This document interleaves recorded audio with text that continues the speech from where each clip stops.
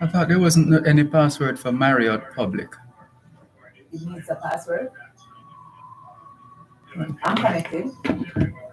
It's all right. I'm going to do something else. 1 second.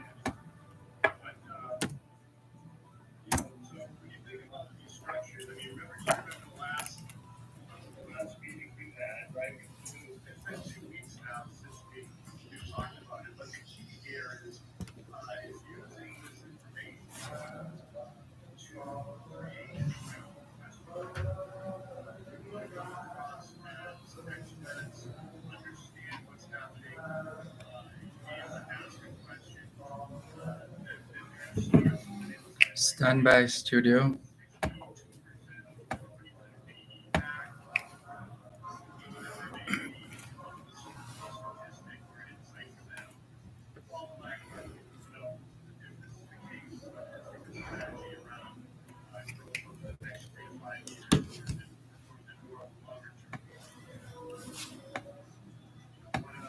Let's go studio.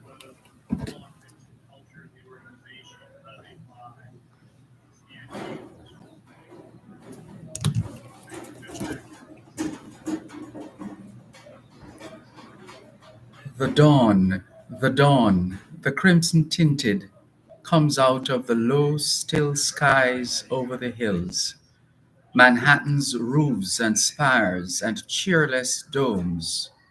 The dawn, my spirit to its spirit thrills. Almost the mighty city is asleep.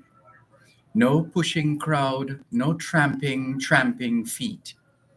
But here and there, a few cars, groaning, creep along above and underneath the street, bearing their strangely ghostly burdens by. The women and the men of garish nights, their eyes wine-weakened and their clothes awry, grotesque beneath the strong electric lights. The shadows wane. The dawn comes to New York, and I go darkly rebel to my work.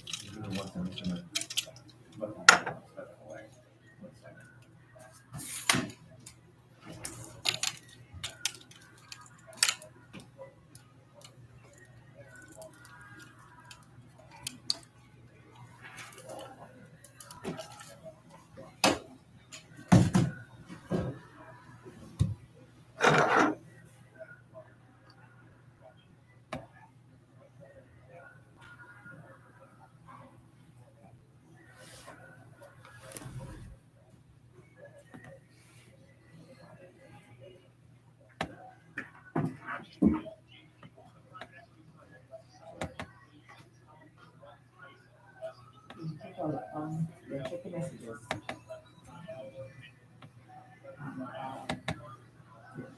See what's happening.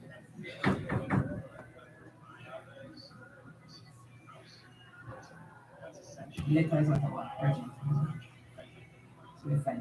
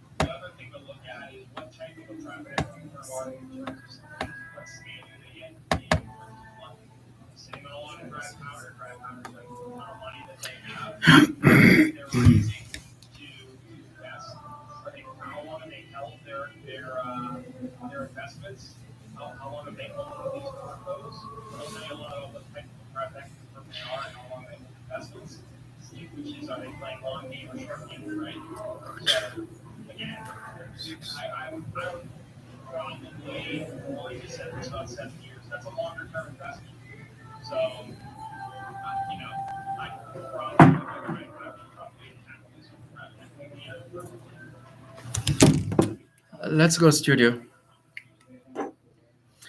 2021 to 2030 is the International Decade of Healthy Aging, the International Decade of Ecosystem Restoration, the International Decade of Ocean Science for Sustainable Development, and the Decade of Action for Road Safety. It's the third day of the 12th and final month of 2021, the International Year of Peace and Trust, the International Year of Creative Economy for Sustainable Development, the International Year of Fruits and Vegetables, the International Year for the Elimination of Child Labor, and the International Year of Health and Care Workers. Put another way, it's 3 days. It's been 3 days since the end of the 2021 Atlantic hurricane season. And let's remind ourselves that as of the 1st of May 2022, it will be time once again to monitor the weather systems in the region, because the start of the hurricane season will be pushed back by, or brought forward by a month. So whereas it would normally start on the 1st of June, as of 2022, the Atlantic hurricane season will start on the 1st of May. Here in Jamaica, well, back home in Jamaica, the observance of Disabilities Awareness Week continues. This is National Disabilities Awareness Week, and in fact, today is the International Day for Persons with Disabilities. Hoy es viernes, el 3 de diciembre 2021, y les saludamos en cualquier parte del mundo que nos están escuchando en este momento. Estamos muy agradecidos por el don de la vida y el privilegio de servirles en otra edición de su programa, Both Sides of the Story, ambos lados de la historia. Nunca vamos a tomar su audiencia por sentado, porque sabemos que ustedes tienen otras opciones. Y esta es la razón por la cual jamás olvidamos darle las gracias por elegir Both Sides of the Story, ambos lados de la historia, de lunes a viernes desde las 2 hasta las 5 de la tarde, aquí en Power 106 FM. La misión continúa para educar, capacitar, iluminar y estimular el espíritu empresarial. Bienvenidos. Come back. C'est vendredi le 3 décembre 2021 et nous vous saluons tous qui nous écoutez où que vous soyez dans le monde. Nous sommes reconnaissants du don de la vie ainsi que du privilège d'être à votre service par une nouvelle édition de votre programme Both Sides of the Story, le pour et le contre. Nous ne considérons pas votre fidélité comme l'un de soi parce que nous savons que vous avez l'embarras du choix. C'est pourquoi nous n'oublions jamais de vous remercier de choisir d'écouter Both Sides of the Story, le pour et le contre, du lundi au vendredi de 2h à 5h de l'après-midi sur notre antenne Power 106 FM. Nous continuons notre mission d'éduquer, d'habiliter, d'éclairer et d'encourager l'esprit d'entreprise. Bienvenue.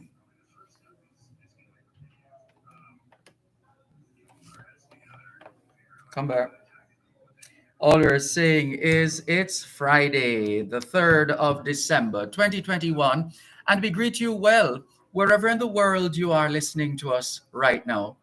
We remain eternally grateful for the gift of life and the privilege to serve you on yet another edition of your program, Both Sides of the Story. We don't ever take your listenership for granted because we know you have choices. And that's why we never ever forget to remember to say thanks for choosing to listen to Both Sides of the Story, Monday to Friday, 2 to 5, right here on Power 106 FM.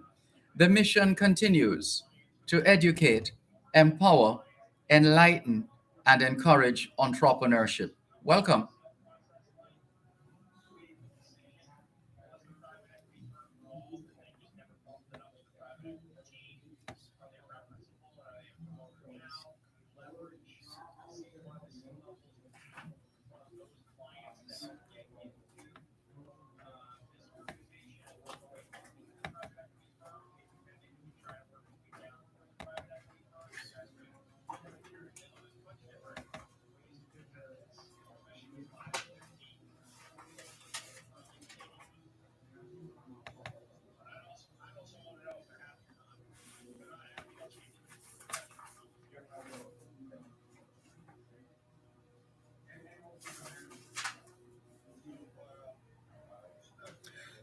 Come back. This afternoon, as you have been hearing in the promo that has been running, we come to you live from the Long Island Marriott Hotel, 101 Doolittle Boulevard, here in Uniondale, New York. We're here for the African and Caribbean International Leadership Symposium and Awards Gala. In America, they say gala. It's being held under the distinguished patronage of His Royal Majesty Eze Nabugo Ikechukwu Ezanika Okosisi IV, or Eze Urala the 12th, King of the Urala Kingdom, Imo State in Nigeria, West Africa. Quite a number of speakers, presenters, and ministers of the gospel in song and otherwise, plus leaders in the African, Caribbean, and Jamaican diaspora here in the United States, being honored and recognized for their work this, tomorrow evening, in fact. And we look forward to that. Oops, look at the time. Quick break, and then we come back with more.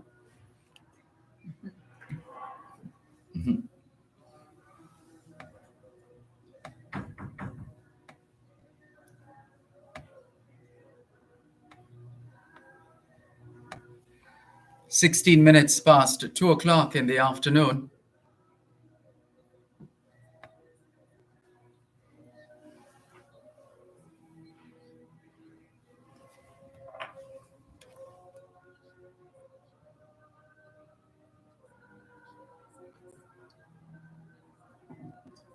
you're going to need information for me Mhm. for the interview, like my role, my place, Sure, by all means. all the Makes life a little easier. want it. Mhm. So, what do I need? Okay, and my affiliation. So, yeah, that. So, we just still going to that or what you or that. Mm. No, just need the basics at first. Okay, Name, right. Oh, my name. title, Okay, and what I serve as. within the Okay, organization. because I That came what up is that? specifically for this, Right. as I've been doing since Right. 2016 when I got my first invitation to Mhm. Washington to represent the Caribbean. Mhm. And I have received leadership award already, so I'm receiving a leadership award Mhm. tomorrow. Okay. I'm actually receiving the President Lifetime Achievement Stateswoman Award. Mm. That's what I'm receiving tomorrow. Okay. After the UK? Yeah.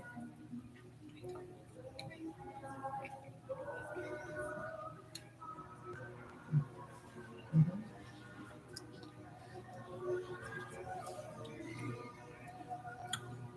Mhm.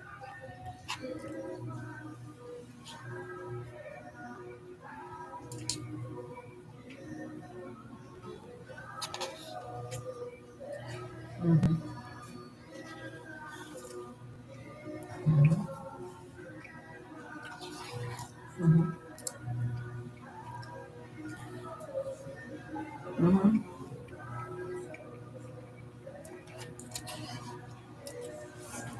Mhm. Okay,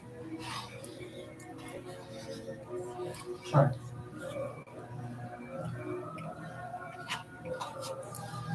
Mhm. Right. Okay. Right.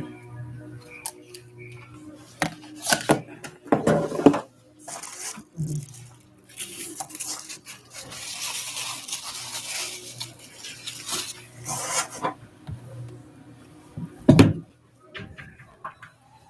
All right. So I've talked to Dr. Patience.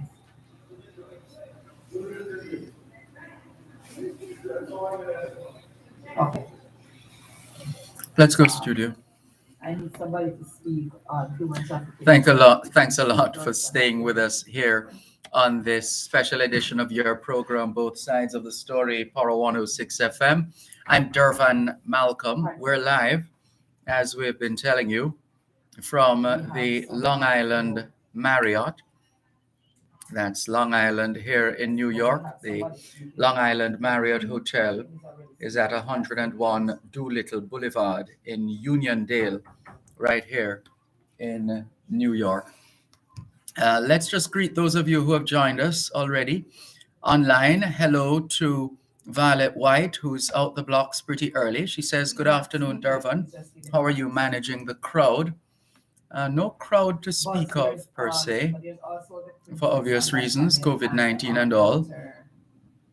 And we had a pretty easy flight. Everything went smoothly at Norman Manley International Airport, and takeoff followed, and that was smooth, and the plane was relatively empty, and we landed safely, and we give thanks for that. We landed safely at JFK here in New York, John F. Kennedy International Airport. In fact, we got in half an hour before the scheduled arrival time, and made our way from the airport to the Long Island Marriott Hotel, where we are right now, coming to you live. We have quite a number of people to speak with, and we're looking forward to those conversations. Violet White is asking about the weather. It's beautiful weather, quite frankly. Uh, the sun out in all its brilliance last time we checked, but stepping outside the building, you feel winter. You feel winter. Some people who live here and have lived here for some time, they would consider that wonderful weather because it's not freezing per se. but you can feel it. It's chilly. Are you allowing me to tell you Chuck about the Ray person that says, the contact Dervan to Malcolm, ask you're us now? signing autographs today. No, not signing autographs today. Randy Williams says, welcome, Dervan, to my island. Good to be on your island, Randy Williams, and to all the other Jamaicans and friends of Jamaica here on Long Island in New York. Good afternoon to you. Velta Wilson says she's watching from St. Thomas as usual. How are you doing in New York? She asks. Well, we're loving it as usual. We're enjoying it. We always enjoy being in New York. Sylvia Myers says, good afternoon, Dervan in New York. Good afternoon, Sylvia. Violet White confirms that she's watching from South Florida. Hello to all our viewers in South Florida, not least of all Dr. Rose. We traveled, should I tell everybody our business, Dr. Rose? We traveled from JFK to Long Island with Dr. Rose Marie Adamson Lewis, who is the president of the Jamaica Diaspora Southern United States, JADIAS, and we thank her for her work on the ground. And she seems to be moving from one project to the next and doing it very, very well. Ricardo in Glengoff, St. Catherine is tuned in as usual. Welcome, Ricardo. Fayella says, blessings to you, Mr. Dervan, and the rest of listeners here and all over the world listening. God bless you all. Blessings to you too, Fayella. Ricardo says, happy Sabbath to all the Seventh-day Adventists listening when it comes at sunset. From Ricardo Porteous. Diana Watkis Forrester says, welcome to the New York, Sir Malcolm. Thank you for the welcome, Diana Watkis Forrester. Anthony Davis says, Jamaican leaders need to deal with the grassroots citizens' immediate welfare in order to lower the homicide rate. We need to upgrade the inner cities' infrastructures, appearances, writes Anthony Davis. Thank you, Anthony Davis, for your messages. Audrey Smith says, good afternoon, Dervan and listeners. Hope you enjoyed your flight listening from Southampton. Thank you very much, Audrey Smith, for being with us as usual on your program. Both sides of the story, Power 106 FM. Keep those messages coming in. And remember, the text line we're using is the Power 106 FM text line. Normally, we would use the 876-365-3346 number, which is assigned to me. That's the company phone assigned to me. And so we want to remind you of the Power 106 text and WhatsApp number. It's 876-279-8598. 876-279-8598. You can send your text messages, your WhatsApp messages, your voice notes, any one of those. And we look forward to your full participation in that regard. In fact, there are messages up already and some greetings coming through as well. So let's go to this one. Good afternoon, Dervan. Can you please send happy 17th anniversary greetings to attorneys at law, Chukwumeka and Carolyn Reed Cameron. Chukwumeka and Carolyn Reed Cameron, happy 17th anniversary to you both. Greetings coming from our colleague Althea Mackenzie and the rest of the University Singers family. Happy 17th anniversary, Chukwumeka and Carolyn Reed Cameron. Some other messages coming in. Let's see. This one. We'll come back to that one in a moment. But let's say hi to Cherry Henry. She says, good afternoon, Mr. Dervan. Take care and be safe. We're doing the best we can in that regard. And Spa Life says, good afternoon, Sir Malcolm, listening from the UK. Thank you very much for listening from the UK, and to all our listeners and viewers in the UK. We're going to just go for a little walk from where we are right now, just to have a change of scenery. So we're going to take you with us. How about that? Okay. So So what, where let's should I take put you her? with us Finally? as we step out of the business center, and you can have a look around as we traverse the floor of the Long Island Marriott here in New York. And we thank you all so much for joining us, and thank you for staying with us on both sides of the story here on Power 106 FM. We are greeting as well Eva Carnegie. She's on the line. Welcome, Eva Carnegie. Ranny Bell in St. Thomas is also online. Thank you to Ranny Bell. It's good to have you join us here on both sides of the story. Power 106 FM, still streaming live on the Gleaners website, go-jamaica.com, live on your smart devices all over the world. We're still taking your calls on 876-922-4112 876 922-4112. And we're all over social media: Facebook, Twitter, Skype, LinkedIn, BBM, Yahoo Messenger, Tango, WhatsApp, Snapchat, TikTok. All the platforms are available, and we look forward to your full participation. There are a couple of links we will have to make as well with guests who are not on location with us, and we look forward to making those links. Just to keep you in the loop in terms of what's trending right now, news wise, as we like to do before we get into our interviews. In fact, I don't think we're going to have time right now because we're going to the break. And then after that, we'll come back and have a word with the first of our interviewees.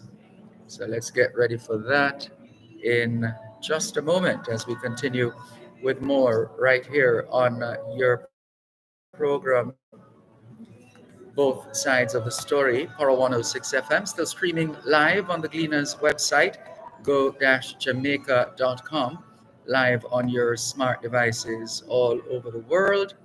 And we'll be back in just a moment.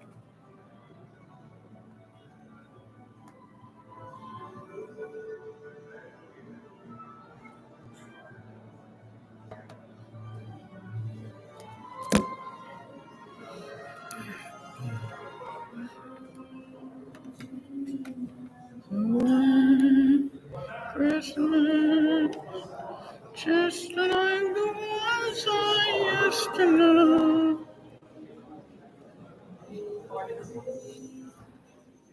Mm-hmm.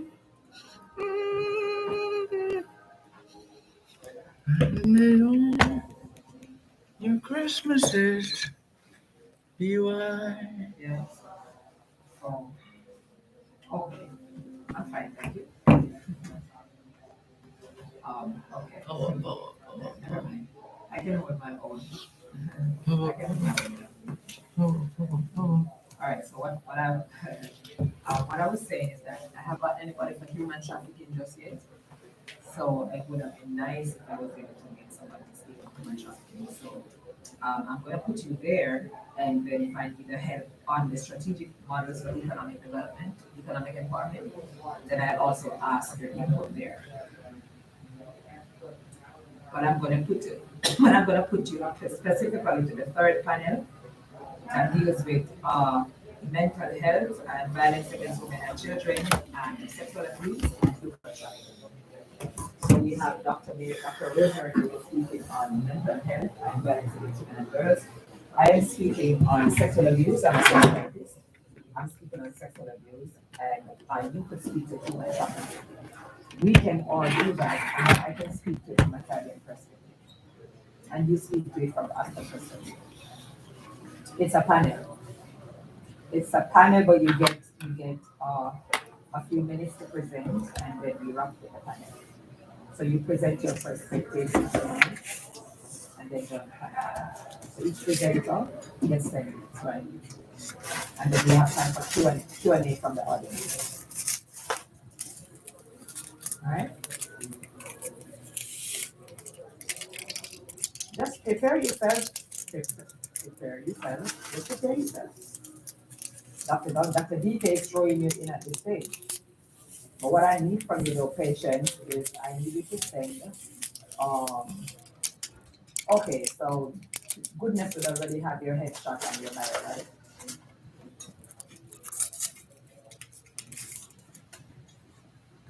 But they're putting the flyer together. You need a headshot to send to it because they're putting the flyer together. So, okay, no problem. All right, I have your number. I'll make contact with you directly.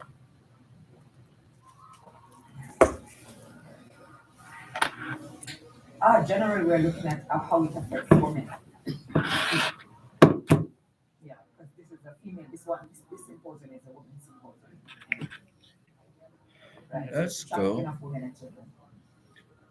Thanks a lot. Thanks a lot for staying with us here on your program, Both Sides of the Story, Power 106 FM, still streaming live on the Gleaners website, go-jamaica.com, live on your smart devices all over the world. Taking your calls on 876-922-4112-5, 876-922-4112-5. We're all over social media, as you've heard, and we're looking forward to your full participation. After all, it is your program, Both Sides of the Story, Power 106 FM. Let's remind you why we're here. It's a very, very significant event happening this weekend here on Long Island, more precisely at the Long Island Marriott Hotel. Uh, we have already told you of the His Royal Majesty, who is gracing this event with his presence, this African and Caribbean Internationals Leadership Symposium and Awards Gala. And it's really is a list of the who's who in the African, Caribbean, and Jamaican diaspora. It's the event itself starts at, well, there are different features to the event, and I'm awaiting my first guest, who is not too far away from where I'm seated right now. And she ready when you are ready. Please, let's feel free. So I'm going to get in a word now with a key member of the team working behind the scenes. And she's been doing it for some time now in terms of over the years, considering that this event has been going on for a little while now. But she has all of that information. And right. So while she's getting ready to join us, let's say hi as well to some of the others who have joined us online, like Jennifer Stewart from Q Road in Kencott in St. Andrew. That's East Central St. Andrew. Thank you very much for joining us as usual, Jennifer. Good to see you. Good to have you on board. Cherry Henry says, good afternoon. Yes, we read that message already. Thank you. Albert in Coconut Creek, Florida says, Sir D, greetings. It was a pleasant surprise when Dr. Rose said, guess who is here? Yes, indeed. We connected with Dr. Rosemary Adamson Lewis, and we made the journey from JFK to Long Island Marriott here on Long Island in New York. Dr. Rennie Williamson says, greetings, Sir Dervan, listening from London. Good to have you on board, Dr. Rennie Williamson in London. He says, send greetings from Nat Pete of Safety Box. He just completed an excellent violence reduction program for at-risk youths. The mayor of London just came through and announced $1.3 million in funding. That's awesome. Jason Jones says, good day from New Jersey. Welcome to New York. Thank you, Jason, for connecting. Thank you for being a part of the experience here on your program, Both Sides of the Story, on 106 FM, still streaming live on the Gleaners website, go-jamaica.com, live on your smart devices all over the world. And still taking your calls, as we said. We do have a few guests we're looking forward to speaking with in just a moment. And so, as we said, we have our guest here. She is Bishop Dr. Carla Dunbar. She is representing, in more ways than one, not just Carla Dunbar Ministries International. She's also the Caribbean Director, U.S. Domestic Diaspora Liaison to the White House on Gender Policy, on the Gender Policy Council. She will be receiving the President Biden Lifetime Achievement Award, Stateswoman Award. the Stateswoman Award. That's what she'll be receiving. And so let's bring her into the picture right now. Right. Fix up yourself. Oh, let me put my Of mask on course. right because. Right. So here she is, Bishop Dr. Carla Dunbar. Good afternoon to you, and thank you so much for joining us here on Both Sides of the Story, Poro 106 FM. How are you? I am great, thank you, Dervan. And I traveled here from Jamaica, so I am totally Jamaican. Absolutely. So let's talk about the journey beyond the physical journey from Jamaica to here, your own personal journey. When you look at where you're coming from and where you are now, have you surprised yourself? I have totally surprised myself. I've totally surprised everyone around me. And I'm consistently surprised. And I think God has surprised me many times over. Mm-hmm. I'm in total awe of where I am today, the journey. My first time here was in 2016 when I was invited to speak, represent the Caribbean, to speak on the economic advancement of women and its impact on the family. I'm a marriage and family therapist and a sex therapist. I'm very well known in Jamaica for what I do. I work hard to keep the family together. So that's what I do. So I received the Leadership Award in 2017, and I also received here the Fellow of the Most Excellent Order of International Experts in the field of marriage and family therapy. And I've also received an honorary doctorate in the States. But I do have my PhD in marriage and family counseling. Yeah, and you are very actively involved in this African and Caribbean International Leadership Symposium and Gala. How did you get on board in the first place? I think, well, I'm very well known in Jamaica in this I'm called as the sex professor, right? Dubbed so by the late Ian Boyd. And so I was invited here, I guess, because my works preceded me here, and I was invited to speak first in the Caribbean African Legislative Week under President Obama in 2016. And I started to volunteer myself. It's good to volunteer. I must say that to young people who are out there, collegiate students. I started to volunteer myself even as I was here. And when I went back home, I kept the link. I was again invited to the Congressional Black Caucus Convention of 2017 to speak on sexual repression, which is my area. And sexual repression. And the church's response. So having done that, I continued to serve CAF Black. I was asked to to serve from Jamaica, to make the links and the connections. So I have subsequently, whenever they are seeking for representative from Jamaica, leadership representative to be here. So I have subsequently volunteered or submitted and nominated Bishop Wellesley Blair and the then Archbishop of Jamaica, Archbishop Charles IV, and they have received leadership award. So I came in 2016. It was good. I continued to volunteer. So it was a surprise to me, but no surprise to them when I was asked to serve.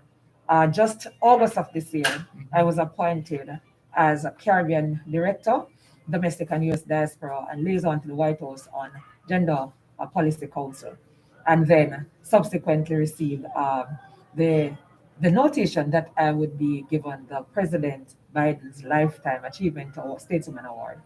Well, congratulations on this latest achievement, this latest accolade. What does that feel like?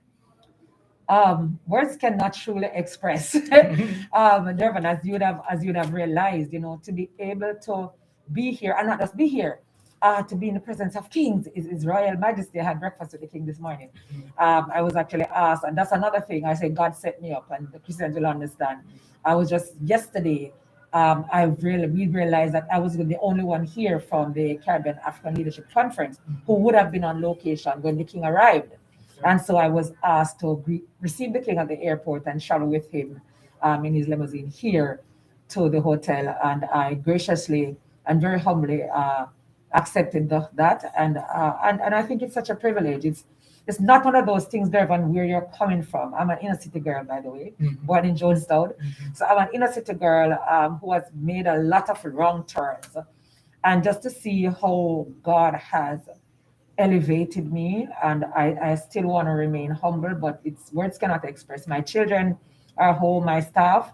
I am the Bishop of Life Temple Ministries International. We operate out of Golden Spring in St. Andrew, and CEO and Director of Carla Dunbar Ministries International. With the counseling care, I do very well as a counselor in Jamaica, a marriage and family counselor in Jamaica. I'm really odd.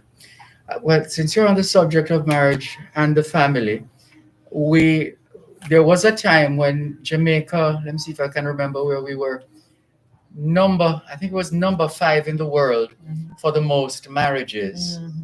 And I think number 5 as well. I think at one stage was the same number 5 for the least number of divorces. I'm just wondering, based on your work, are more people falling out of love or falling in love in Jamaica? I'm curious to find out. One moment. Tell us after the break. Let's keep our listeners and viewers in suspense.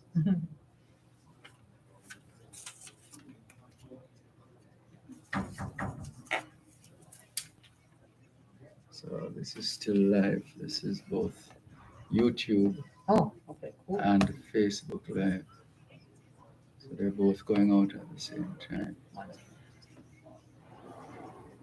Says Paul 106, right? Yes. In fact, when we're finished at 5, this video will upload, so you can share it. Okay, great. Yeah. One of my staff, my personal admin at my office, she used to work with Lena. Okay. Right, she was one of the legal persons, so she's my personal admin in the office. So nice. I did send to her that window. So I think she knows all the links, so she was connected. Right, she would know it. Right. Dorothy Facey says, nothing sounds nicer than a well-spoken Jamaican. It sounds sweetie. Oh boy, it's really such a privilege. My husband, my children, they are just, my daughter said, Mommy, my daughter is one of the managers at Price Mart. My daughter said, Mommy, you continue to be my role model every time. Wow. When you rise from being a married child, because that's what I was classified. We were classified, me and my siblings. All right, hold on, don't move. We're going back live. Let's go, studio. Thanks a lot for staying with us here on your program, Both Sides of the Story on Power 106 FM, the story of Jamaicans at home and abroad. I'm Dervan Malcolm, and we see some other messages coming in. Dorothy Facey says, good evening, everyone, and a blessed time. Good afternoon, Dorothy Facey. Angela in Toronto, Canada says, good afternoon, all. Dervan, are we next in line for a visit? Well, that depends on you and the other Jamaicans in Canada, Angela. Ready when you are.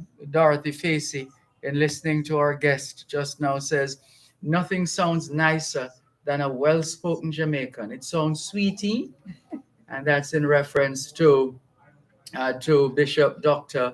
Carla Dunbar, our guest at this time. She is, as you know, a sex therapist. She is also a family, marriage and the family therapist, and she is her ministry is Carla Dunbar Ministries International. She is also the Caribbean director for the U.S. Domestic Diaspora Liaison to the White House on Gender Policy Council. She will tomorrow evening, right here at the Long Island Marriott, receive the President Biden Lifetime Achievement Award in the category of stateswoman. And boy, has she been a stateswoman in carrying out her work and fulfilling her purpose. And going to the break, I wanted to find out whether more of our people are falling in love or falling out of love based on your experience as a marriage and a family therapist. And this is really both sides of the story, right? Falling in love, that's a term we use a lot loosely, because love is really not what holds a relationship together. Commitment is what holds a relationship together. Oh, you got me there for a moment. Hold it. That's an important point. Did you hear that, listeners and viewers? Love is not what holds a relationship together.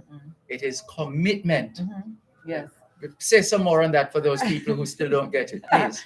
Because love will wane over time. Love is oftentimes seen as a feeling, and a feeling is a fluctuating emotion. You know, it can be quite transient. So if the weather is good outside, I feel good, you get coffee, egg, and toast. And if it's not good, God bless you if you get a little mint tea. Anywhere the wind blows. Anywhere the wind blows. So your commitment, which is why the vows for marriage are so profound and should be paid, looked at with not scant regard. But you know, as a marriage officer, because I'm a marriage officer in Jamaica, I ensure that whenever I'm counseling persons for marriage, that I go through the vows with them, I dissect it, so that they understand the importance of the commitment that they are making. And these are not just loose words that you're saying, I promise to honor and love and cherish and respect and all of that. So it's a commitment that you make to the relationship, because good times will come.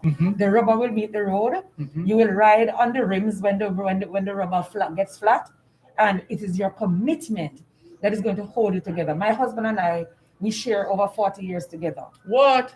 And yes, and we started. And you don't look anywhere near 40. What's the secret? Oh, thank you. Right, God, the blessing of the Lord make it rich and has no sorrow. Amen. And so we started out as teenagers, long before we even knew what love was.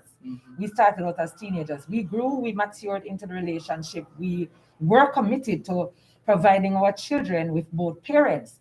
That was our commitment at the initial stage of our relationship, right? Because we knew nothing about love. And so we committed to that because both of us are from what you call fragmented or dysfunctional families.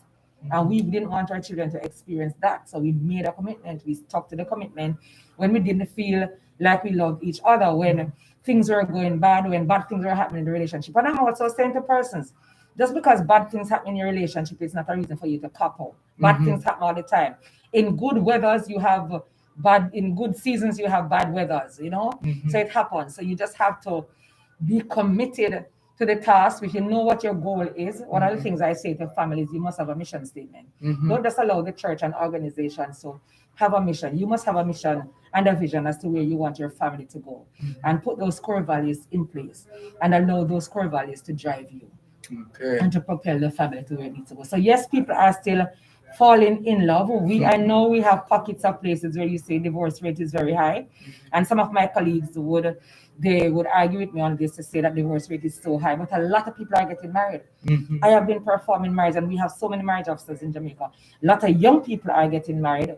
What I've done, Dervan, is I have a marriage academy. It's called the Gym. The acronym is the GYM, so it's Grow Your Marriage. Right? I love it. Right, so it's a Grow Your Marriage Academy, and in that gym, And I started that for 2 years now. And I've been teaching courses to single people, to married persons, to courting couples, different courses that will help you to sustain. So I have like marriage maintenance courses. I have courses for the courting couple called On Your Marks, and I create all my courses. And then for the single person who is not courting, not even interested in a relationship, or may not be thinking about marriage, but just so that you can have an understanding of your full self. Because if you're only 50% a single person and then you get involved with a 50% single person, that's a hospital. That's too patient. You must be 100% yourself. Be assured of who you are. Understand the value that you bring to the table, or That's that right. you are the table. Mm-hmm. Right? So I teach them, it's a course I call the MRI. It's a medical term, but it really means marriage readiness intelligence. And so that course, I teach you the value of your singleness, self-awareness. I teach you how to do relationships. So we are created to relate, but we really don't know how to relate a lot of the time. So I think you have to be taught, because if you have to be taught a degree in, I don't know what, radio technology or whatever, you must be taught, if you're going to enter into a marriage and a relationship, you need to be taught how to do this so that it has longevity.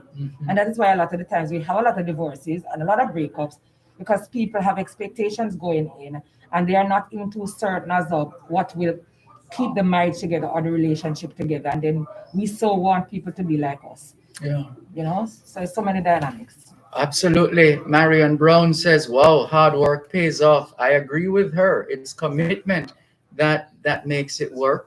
Dorothy Facey says, you both speak beautiful. Congratulations on all her accomplishments and achievements of the doctor. Love is a commitment. And Yes, it Harlem is. Uptown says, welcome to NYC Dervan Power.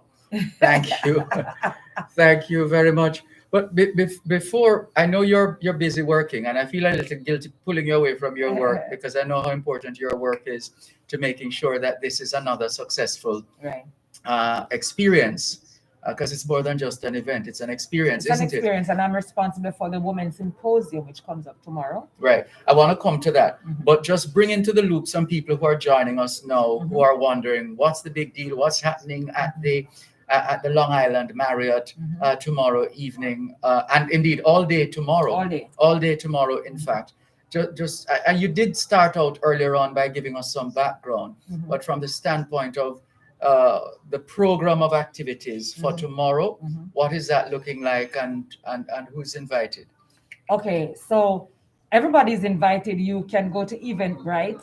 You can go to CAFBLAC, that's CAFBLC, and just register to be here if you're within the tri-state area, or if you're able to fly over. You can buy your ticket. I am working assiduously now to see if I can get a Zoom link for the Women's Symposium, so women from across the world can join for free, right? Because I really want women to be in on the discussions that we are planning, very powerful discussions. So the full day tomorrow, we start out tomorrow morning. His Royal Majesty is already here, and we start out tomorrow morning with a leadership symposium. So we'll have a male leadership symposium headed by different stakeholders from the corporate world across the Caribbean diaspora and the African diaspora, and even persons who are traveling in from Africa and UK and different parts of the world. They have different symposiums and leadership discussions with His Royal Majesty that will take place starting at 8 a.m. You will also hear from the president of the Caribbean African Leadership Conference, Dr. Ogorum DK, and other stakeholders, I've said. And then at 1 o'clock, we go into the Women's Symposium, where we'll be having different discussions on health issues affecting women. We have medical personnel speaking on that symposium. We will have panel discussions dealing with looking at strategic models for women empowerment on health, on a spiritual level, on economic empowerment. Again, we have professionals on those panels. The princess is on that panel, along with other women from the Caribbean African diaspora, who are, in their rights professionals, and they'll be dealing with that. I myself will be a facilitator as the Caribbean director, and I will also be on the panel speaking to mental health, violence against women and children, and human trafficking and sexual abuse. We really want to have persons come in and join us on that. So I'm working now to see if we can facilitate a Zoom connection, but you can just go to Eventbrite. You can register on the CAF block, go on the event and register and join the event and be here if you can be here at the Marriott. It's a really royal affair. Now, for the gala, we have a reception later on in the evening with His Royal Majesty, Dervan, and then the gala or the gala. We say gala. I've been around these people too Americans much, say right? gala. The gala starts at 7. Now the gala, Dervan. I have been to the gala more than once. I've been here when the Oni of Ife, that's His Imperial Majesty of Nigeria. I was the host actually in 2016 for the gala. This is the affair when African Caribbean people come out. You know, like we say in Jamaica, come out. They come out in their regal royal getup and showcasing all of the traditions. And with the king being here, we're hoping to have a cultural affair here as well tomorrow night. And this is where persons from the White House will have congressmen and congresswomen here, representative from the White House receiving awards as well. And as we have persons receiving President Biden's Lifetime Achievement Award for different areas of volunteerism. And also from CAF Black persons will be receiving leadership awards. I have the opportunity and privilege to nominate persons from the Caribbean at all times. And so I have this year nominated prodigal son gospel artist Calvin Wilby. I believe he's a pioneer for gospel, dancehall, reggae, and so I nominated him. So he should be flying in tomorrow morning. He will be performing as well at the gala tomorrow evening, as well as there will be African performers as well at the gala, and it's going to be an awards dinner, and it's going to be beautiful right here at the Marriott in Long Island. Yeah, it sounds that way. And having experienced the previous iterations of this program of activities, I'm sure you'll tell me the last couple of years have been a little tricky, maybe even off-putting. How have you managed to keep it together, notwithstanding the fallout from COVID-19? Well, you know, connections, it's important to keep connections. So whilst we didn't have any in 2020, last year, so we did have in 2019, none was held in 2020, but we kept the connection. You know, Zoom has made it wonderful. So we still had, if things were still happening in America, like the Caribbean, the Congressional Black Caucus on Zoom. So those were facilitated and that kept it going. And then we used a social media and we kept connected, sending out emails, sending out newsletter, sending out seeing whatever grants could be had for the Caribbean African people, because that's a part of what the organization does. And so we have been able to keep that connectivity going, so that this year when we said we were going to stage the event, we just needed to pull on the connections. And once it went out that this is happening, people look forward to this. And, you know, it's just awesome and great to see our Caribbean people being able to receive award at this level. You know, even our faith-based, because we're a faith-based community. Hold it there, don't move. We need to take another break here on both sides of the story. For 106 FM, Bishop Dr. Carla Dunbar of Carla Dunbar Ministries International is our guest at this time on both sides of the story.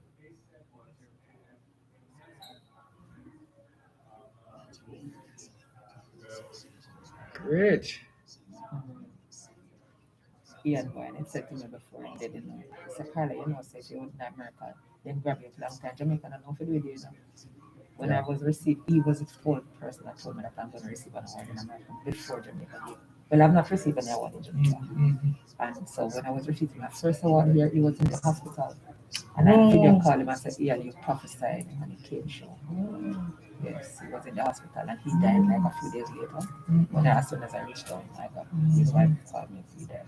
So he was actually training me, and so I was understudying for religious actor. Yeah, I've watched a few episodes. Yeah, he said I was understudying. So I actually auditioned for it, you know. TVJ asked me to audition, I did, but I told him I didn't want to do it. Okay. I don't think I have the time to. Based on... It takes a lot of reading to prepare for it. So I told him, but I did. They said I must audition for the fun, so I did. Nice. Yeah. But I realized it's not back on the ear. No, I should find some time and do it. by all means, or quote somebody. I quote somebody, right? All right, stand by. So you stopped at the point a while ago. You were going on to say, where you got to again? You said, oh gosh, I think it was in relation to what, essentially how you pivoted. Okay, right. Into today. Right, Yeah. into today. All right. Let's go, studio. Thanks a lot for staying with us here on your program, Both Sides of the Story, Power 106 FM. I'm Dervan Malcolm. We're coming to you live from the Long Island Marriott Hotel. This is the eve of a big day tomorrow, a big event if you're just tuning in. And it's the African and Caribbean International Leadership Symposium and Awards Gala. And you are invited to go to Eventbrite. Let's see if I can remember the coordinates. You said just go to Eventbrite. And look for the CAF Black event. It's the Caribbean African Leadership Awards event. It's right there on Eventbrite. And you can just click the link. You'll see the pictures of past honorees like myself and the present honorees. And just click the link and register. If you're close enough and want to drive over, I mean, if you want to book a room, you'll have to check now because the rooms here have been filled. But there are other hotels on the island, which I think would facilitate you. So if you're in the diaspora, we welcome you to come over to the Marriott. I was saying earlier, Dervan, how we pivoted into today and still was able to keep the connections, even though last year was such a, I wouldn't say a bad, let me say a rough year, because it came with some advantages. Zoom added a lot of advantages for a lot of persons. So we were able to keep the connections, and make the link and keep the connections with person by sending out newsletters, keeping people informed on policies and the different things that were being done here in the United States, from Washington, D.C., from the White House. Persons were being kept informed. The Jamaican diaspora was being kept informed. We had a newsletter going out, and the African community as well. And Dr. DK has been traveling extensively. He just came back. I'm sure you'll interview him later, but he just came back from his tour in Africa in October. So he was traveling extensively, making connections, sensitizing persons to this particular event tomorrow. Right. So because of that, we were able to keep the connections. Good. Excellent. Hold it. There's some feedback coming in. Jamaican View TV says, good afternoon, Dervan Malcolm. Welcome to the East Coast. I'm here enjoying my day off from teaching today. Good to hear, Jamaican View TV. Dr. Renee Williamson says, looking forward to your interview with Dr. Julius Garvey and Michael Dawson of Garvey TV about the Trenchtown Rocks Peace Concert and the Ethiopia Unite concert held simultaneously in Addis Ababa. And Jamaican View TV says, congrats to your guest, outstanding Jamaican. And also, oh wow, 40 years of marriage. Happy wife and happy life. You don't know. They don't know, Verba. They don't know. Yes. My books on Amazon tell the story. We have been a family that we have been interviewed extensively in Jamaica about our life together. It's a journey, but it's a journey we committed to. We wanted to raise our children right even though we're young, and we say thanks to God. They are all, functional. They're all doing well, and it's a journey. Happy wife, yes. Happiness is not promised in marriage, by the way. Marriage doesn't make you happy. You work hard to make your marriage happy, right? So don't get married for happiness. Have to cultivate it. You have to cultivate it. That's really what it is. And Mr. Dunbar and I have, which is why I think my success in the field of marriage and family therapy and family life is because of the life lived. Right. So we have the lived experience. Well put. All right, as we get ready to wrap, because I'm going to release you to get back to your duties, and perhaps we'll catch up with you later on if you have time. We are trying, and we have been trying all kinds of things in Jamaica to create and engender and nurture a more harmonious society. There is more than enough evidence that the family is the glue that keeps the society, any society anywhere in the world, together. why is it taking us so long to enjoy that kind of harmony in a sustainable way? What are we missing? What are we not paying attention to? What do we need to be mindful of if we are to indeed make Jamaica the place of choice to live, work, raise families, do business, and retire? I think Dervan, at the very helm of it, I have had the opportunity to speak to our government officials, and I have said to them, if we are going to rebuild Jamaica, we can't start from the top down. We have to start from the bottom up. The bottom up is families. Family is the foundation. It's the building block of human civilization. It's what holds us together. We are the infrastructure to pay attention to, because if the family goes, the community goes, the society goes. And so I think more attention from that level needs to be paid. There's a model here in the US that I really love, especially with regards to how the US Department of State makes way for faith-based communities, because they understand that faith-based communities, like pastors like myself, we are in direct contact with the people. And so we can help to push their agenda to take it further, because they don't come to the grassroots. And I really hope that our government in Jamaica will adopt that kind of a model where they allow dialogue with the faith-based community, because we are the ones who are in direct contact with the family. Right? And so if we are in direct contact with family, we know what happened in the family, we know what ails the family, and we also know how to help to motivate, build up, and empower the family. So I think if we get it right at that level, I think that's one of the things, and that's again is why I said I saw the need to implement the GYM, the Grow Marriage Ministry, the Grow Marriage Academy, because I thought if people are educated on these things as well, we kind of assume that, you're born, you're supposed to know what you do when you get married and stuff like that, and how to hold your family together. But no, things are to be taught. The Bible says that people suffer because of lack of knowledge. And so it is critically important, and I say so to all my colleagues as well in the clergy. It is critically important for us to understand that teaching is so powerful in order to help people to grow and to synergize and to fulfill their purposes and to maximize their potential in every family. There's so much potential in every individual, in the family, in the children.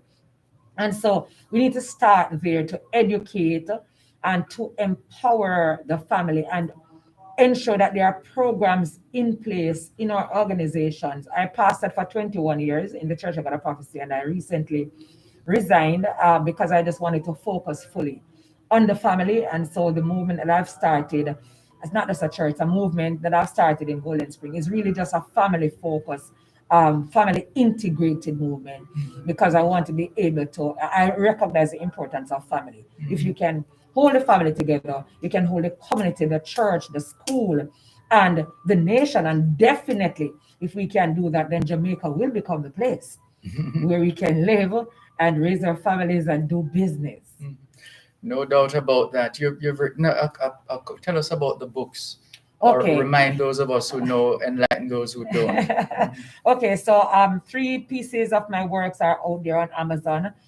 Changed the Journey, that's my autobiography that speaks about my life coming up, what we have been through, and I need to revise, but that's out there. Change the Journey is on Amazon, speaks a lot extensively to our family life. And then Sexscription, the prescription for sex, that was a buzz, right? A couple of years ago. Sold out? My clip sold out, completely sold out. Amazon bestseller a couple of times over, and still selling. It's very practical. It's written from a Caribbean perspective, not a North American perspective. Most of the books that we have on sex is written from a North American perspective. So this was one of the first, and it is still having a lot of traction out there. It's very practical. It's intentionally erotic and relatable, but it's meant to be very practical in its application when you read and then you practicalize, and then so that is out there on Amazon as well. And there's also the 52-week Couples Devotional. I believe that on everything, my faith is important, and I believe there has to be something that guides us. So because I'm big on family, I wanted to write something that would guide the family. So it's not a daily, but a weekly. I'm cognizant that people are busy. I'm cognizant that a husband and wife go separate ways in the morning to go to work. And so you may not get to spend that time to do a devotion daily. So you do a separate devotion, but at least once a week, if you can sit a Saturday or Sunday morning, quality time, 30 minutes, and everything involved in that book is something marriage, something about marriage. And then I put what I call M&Ms. They are not chocolate, but they're just as sweet. They are marriage maintenance tips within devotional, because it's a workbook. These books are also the books that I use as the textbooks in my Grow Your Marriage classes. Yes. So I teach classes on marriage maintenance, sexual proficiency, for the on your marks for the courting couple. I teach courses for wives only, how to speak so your husband will listen. I teach courses to the husband only, loving your wife in a Christ-centered way. So different courses for different persons. These are 6 to 8 week courses, and they're very affordable, and they're taught through Zoom. Like I said, the COVID came with some good things, right? And Zoom has allowed us to open the doors and to be able to educate the masses. And it's so important, that we get that. Yes. And as a pastor myself, I'm not big right now on preaching, but more on teaching. Yeah, makes sense. And finally, where do you see this ministry in another 5 to 10 years or more? What's the vision? It's already having a global impact. I have from Jamaica. I have a large diaspora clientele in Canada, the UK. My largest diaspora is in Canada, and the US and the UK and across Caribbean islands. My service is being sought, and again, thank God for Zoom. I used to use Skype before, Right. so I was out there a long time before, but Zoom has made it. So in another 5 years, I see the ministry part of it, as in the family integrated ministry. I see that stretching across the span of Jamaica. One of my dreams is to be able to take it out once per month to a different parish, just to meet with families, with the giftings of the personnel that I have with me. So I have a team of grief counselors, child psychologists, probation officers, social workers in my congregation. And so we'd like to go out and impact families across Jamaica. We just need the mobility to be able to do that. So I see us stretching across Jamaica, certainly not in the parish, but be able to cover that. And then again, evolving here, as you heard, the ministry is international. And so I'm currently now working on the paperwork here in terms of the registration for that. And so we are touching. We have been, it has taken me to the White House, and I've spoken at the caucus a couple of times. And the sky is not the limit. There's a lot of things beyond the skies. So the limit is limitless. That's right. As long as God allows. Amen. What a pleasure, what a joy, what a blessing speaking with you this afternoon, Bishop Dr. Carla Dunbar. Thank you. Well done, and congratulations once again on receiving the President Joe Biden Lifetime Achievement Award in the Stateswoman category. Yes, thank you so much. I look forward to that. The butterflies are not there as yet. I guess because I'm focused on work, but I guess tomorrow evening when I get dressed up, it will. I'll feel excited. Well, we look forward to capturing those moments. Oh, thank you so All much. the best. It was my pleasure being on Power 106 with you, Dervan. Thank you so much for being here. And I'm proud too to know that a Jamaican is here, as the host, I'm the host for the gala. Okay. Oh, I went gala again, right? That's fine. I'm going to stay away from this and stay gala. All right, bless All you. right, take care. All right. I'm going to let you go back to work. Sex therapist, marriage and the family therapist, Caribbean Director, U.S. Domestic Diaspora Liaison to the White House on Gender Policy Council recipient, or soon to receive the President Biden Lifetime Achievement Award in the category of Stateswoman, and no doubt more accolades to come. Bishop Dr. Carla Dunbar, we thank her very much for adding value to this afternoon's edition of Both Sides of the Story. There's more after the break. 16 minutes past 3 o'clock in the afternoon back home in Jamaica, same time here at the Long Island Marriott in New York.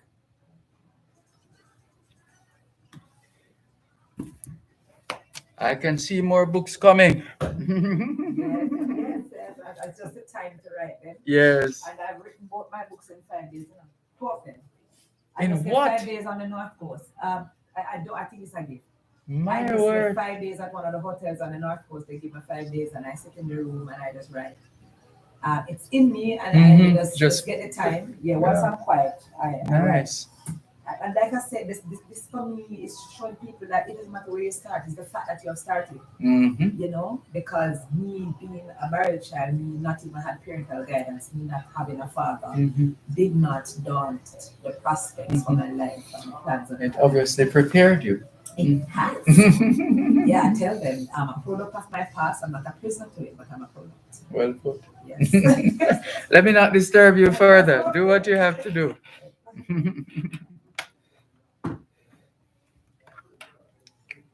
All right, let me see now. This. That. I'm going to share it with you later. Sure, sure.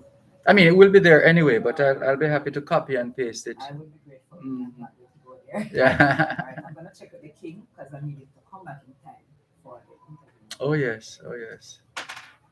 Let me Dr. see. Now. DK has arrived in New York. Just need to find out where he is Okay. so that you can catch him before he gets busy. Right.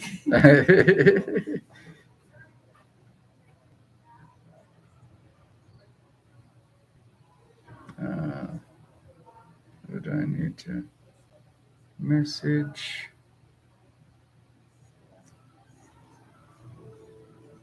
Dawson.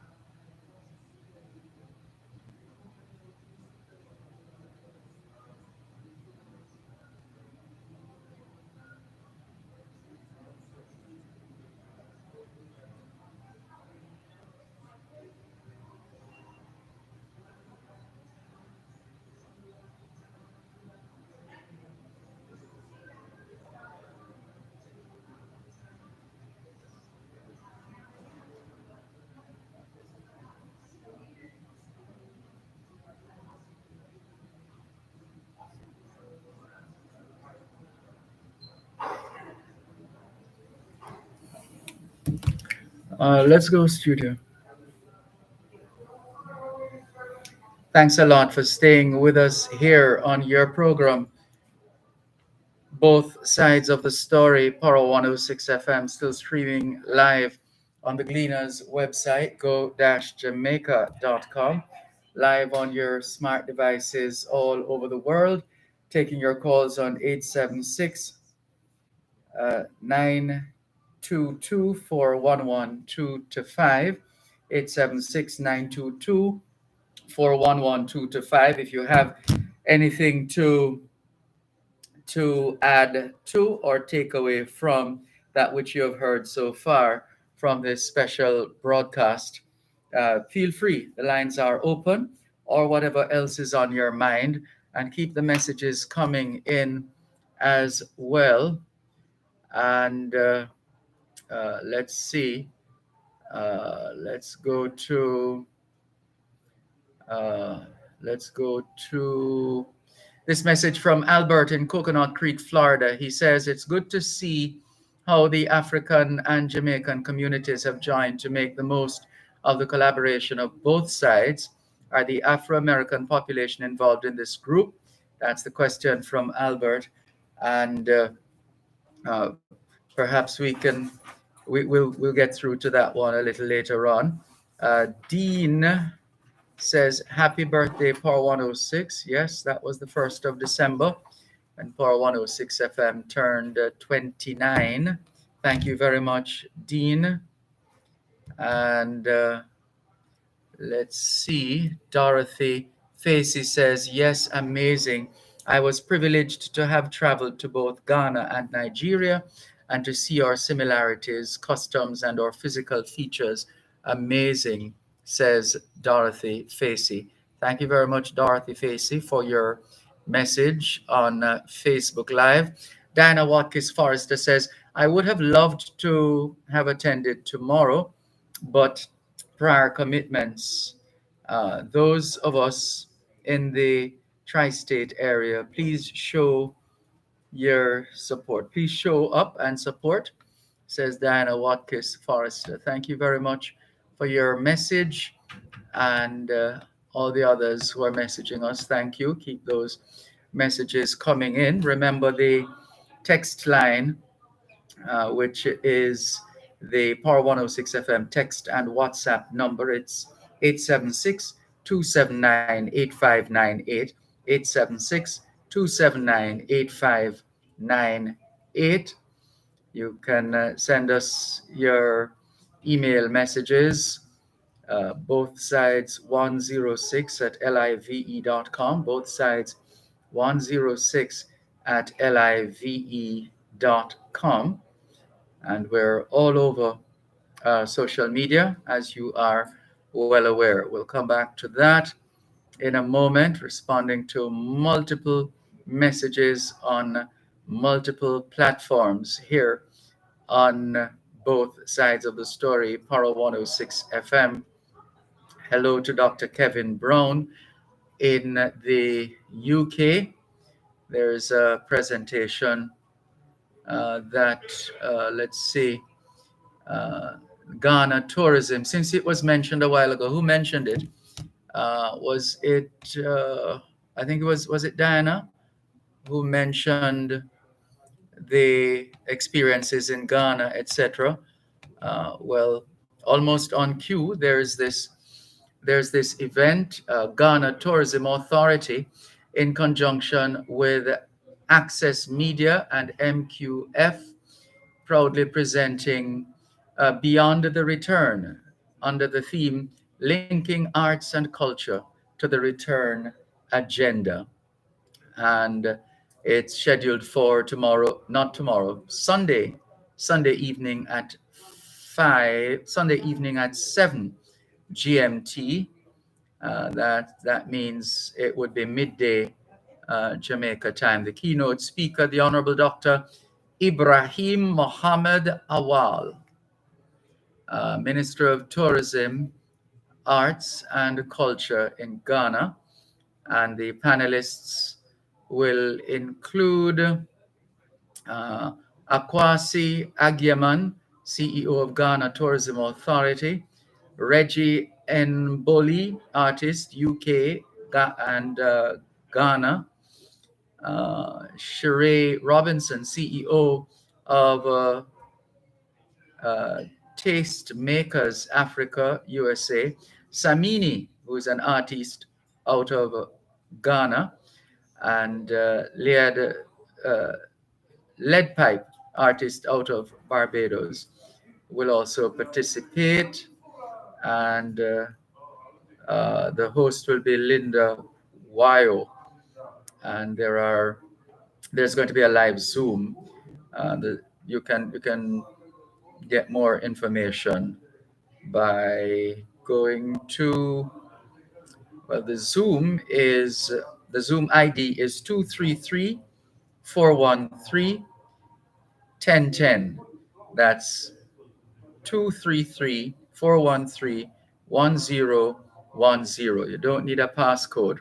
All you need is the Zoom ID, 233-413-1010.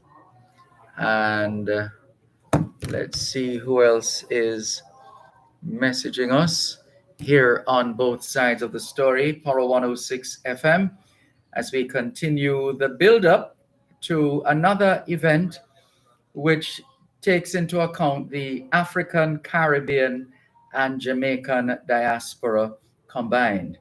And it's happening this weekend here on Long Island in New York, all day tomorrow, from morning till night, and possibly back to tomorrow morning, back to Sunday morning, Saturday night into Sunday morning. Let's see how that goes, but certainly a lot on offer.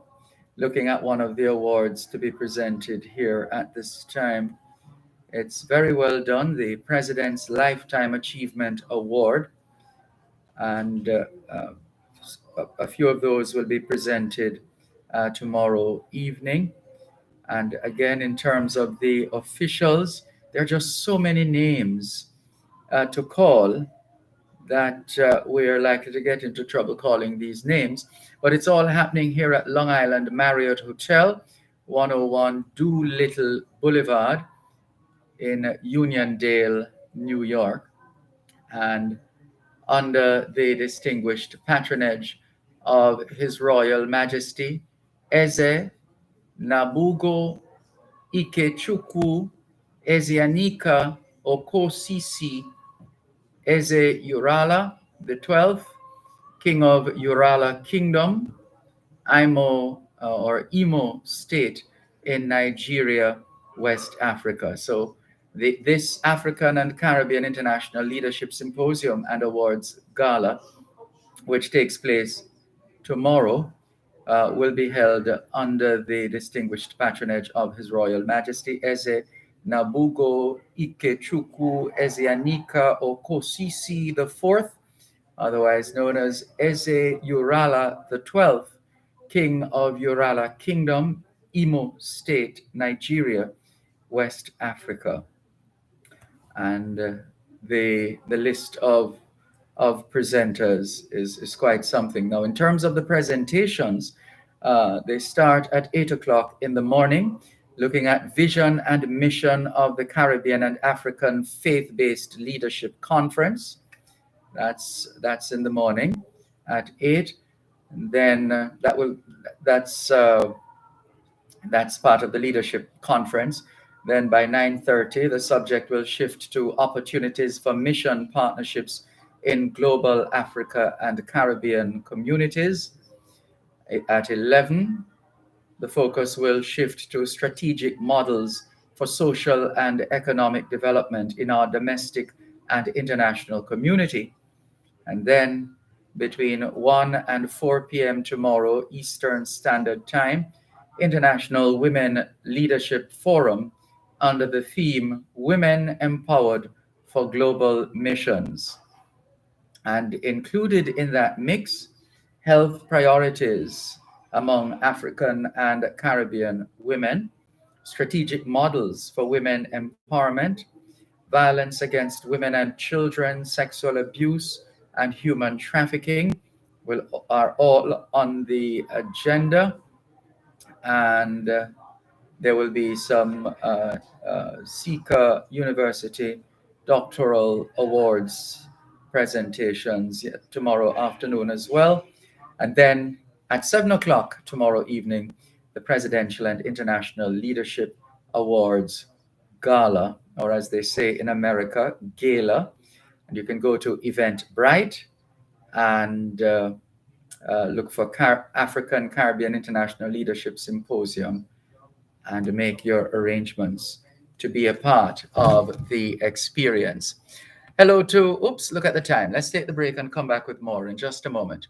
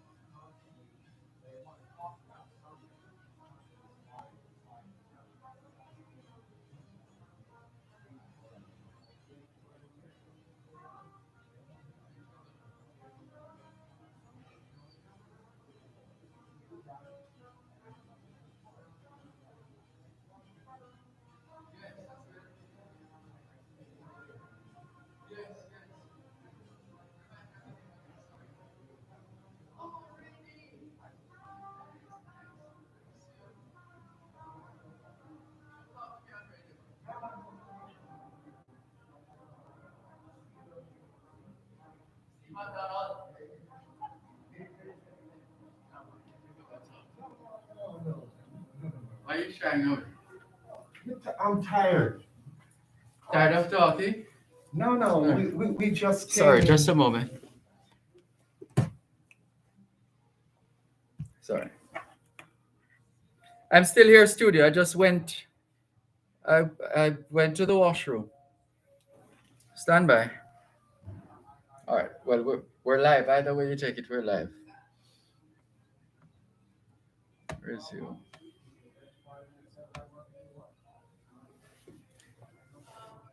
Please have a seat.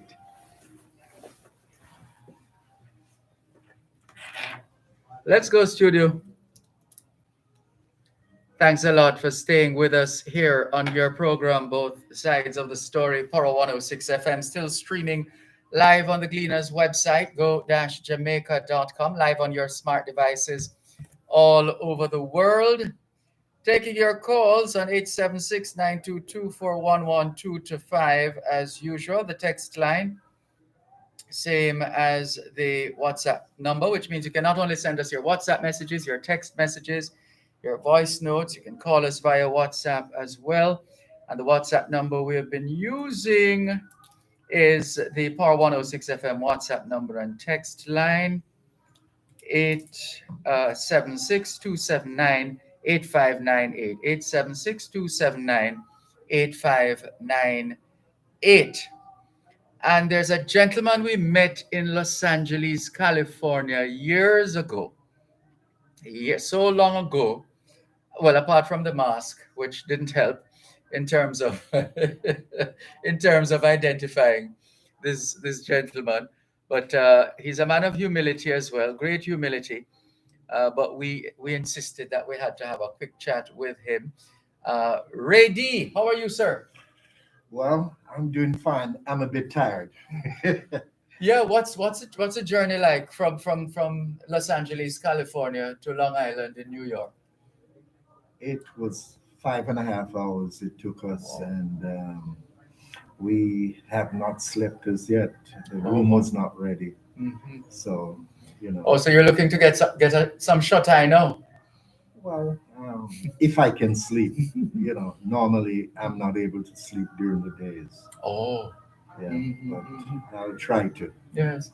So you have come to Long Island here at the Marriott for tomorrow's big day. Yes, my friend Dr. Binzi Davidson, he will be awarded, and we're very good friends. So I assisted him, Mhm. accompanied him. Yes.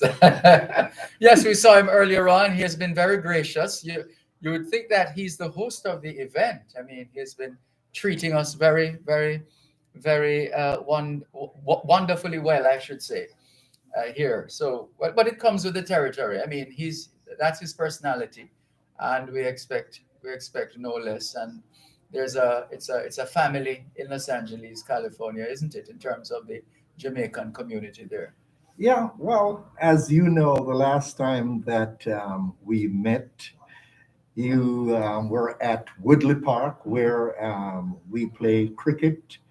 It's one of the biggest, we have one of the biggest leagues in the United States.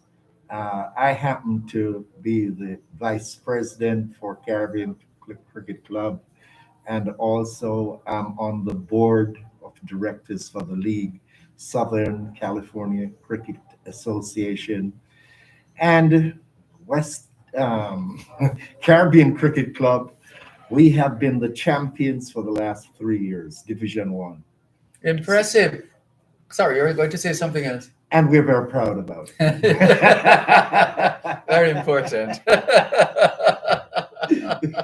But where do the players come from? Who are the people who make up the core of players? From all over the Caribbean, plus India. Mm. As you know, possible, you might not know, Caribbean people, it appears as if the younger ones, they're not that much into cricket. As time changes, I can see it will change because of the financial Benefits. benefits, Mhm. because the next Olympic 2028, which the Olympics will be in LA, and cricket Cricket. will be Okay. involved. Mm. So there's a lot of activity as far as getting the kids. We, as Southern California Cricket Association, we're developing kids and ladies for the sport. Good. We started doing it in the schools, so it takes some time, but development is the key. Yeah, no question about that. I remember that was actually one of the first places I was taken to when I first visited Los Angeles, California, to the cricket ground. That was it. That was actually one of the first places I can remember. And I would imagine a lot of things have happened since that time. Oh, absolutely. Absolutely. We have 4 cricket grounds, and they're all turf, which is very lacking in the United States. So the USA cricket team, which they do their tournaments there, and it's quite exciting. Sorry, go ahead. Normally we would have a banquet this year, but because of COVID, and the league has been around for over 100 years. I didn't realize that. Yes. Or maybe I didn't remember. I don't know if I was ever told. More than 100 years now. Yeah. Yeah. Okay. Yeah. Southern California Cricket Association. Mhm. So So you have pedigree, as they say. maybe common. Yeah, I would think so. I would think so. Of course, Yeah. of course. It goes without saying. But in terms of the US cricket team itself, I would imagine you will have players coming from out of Southern California Cricket Association who have made the US team. It's good that you asked that question because Caribbean Cricket Club, Mhm. which is it's a non-profit organization, and it's headed by Jamaicans, fortunately. Yeah. And we do have 3 cricketers from our team that plays with the USA Cricket. So Good. we have some excellent cricketers. Mhm. Yeah. What sparked your love for cricket? Where did that start? Well, I'm a little country boy. I'm from Grange Hill in Westmoreland, Mhm. and I left Jamaica as a kid, but well, a youngster, Mhm. and I played cricket before I came. And Bowler, batsman, wicket keeper, according to them, I'm an all all-rounder.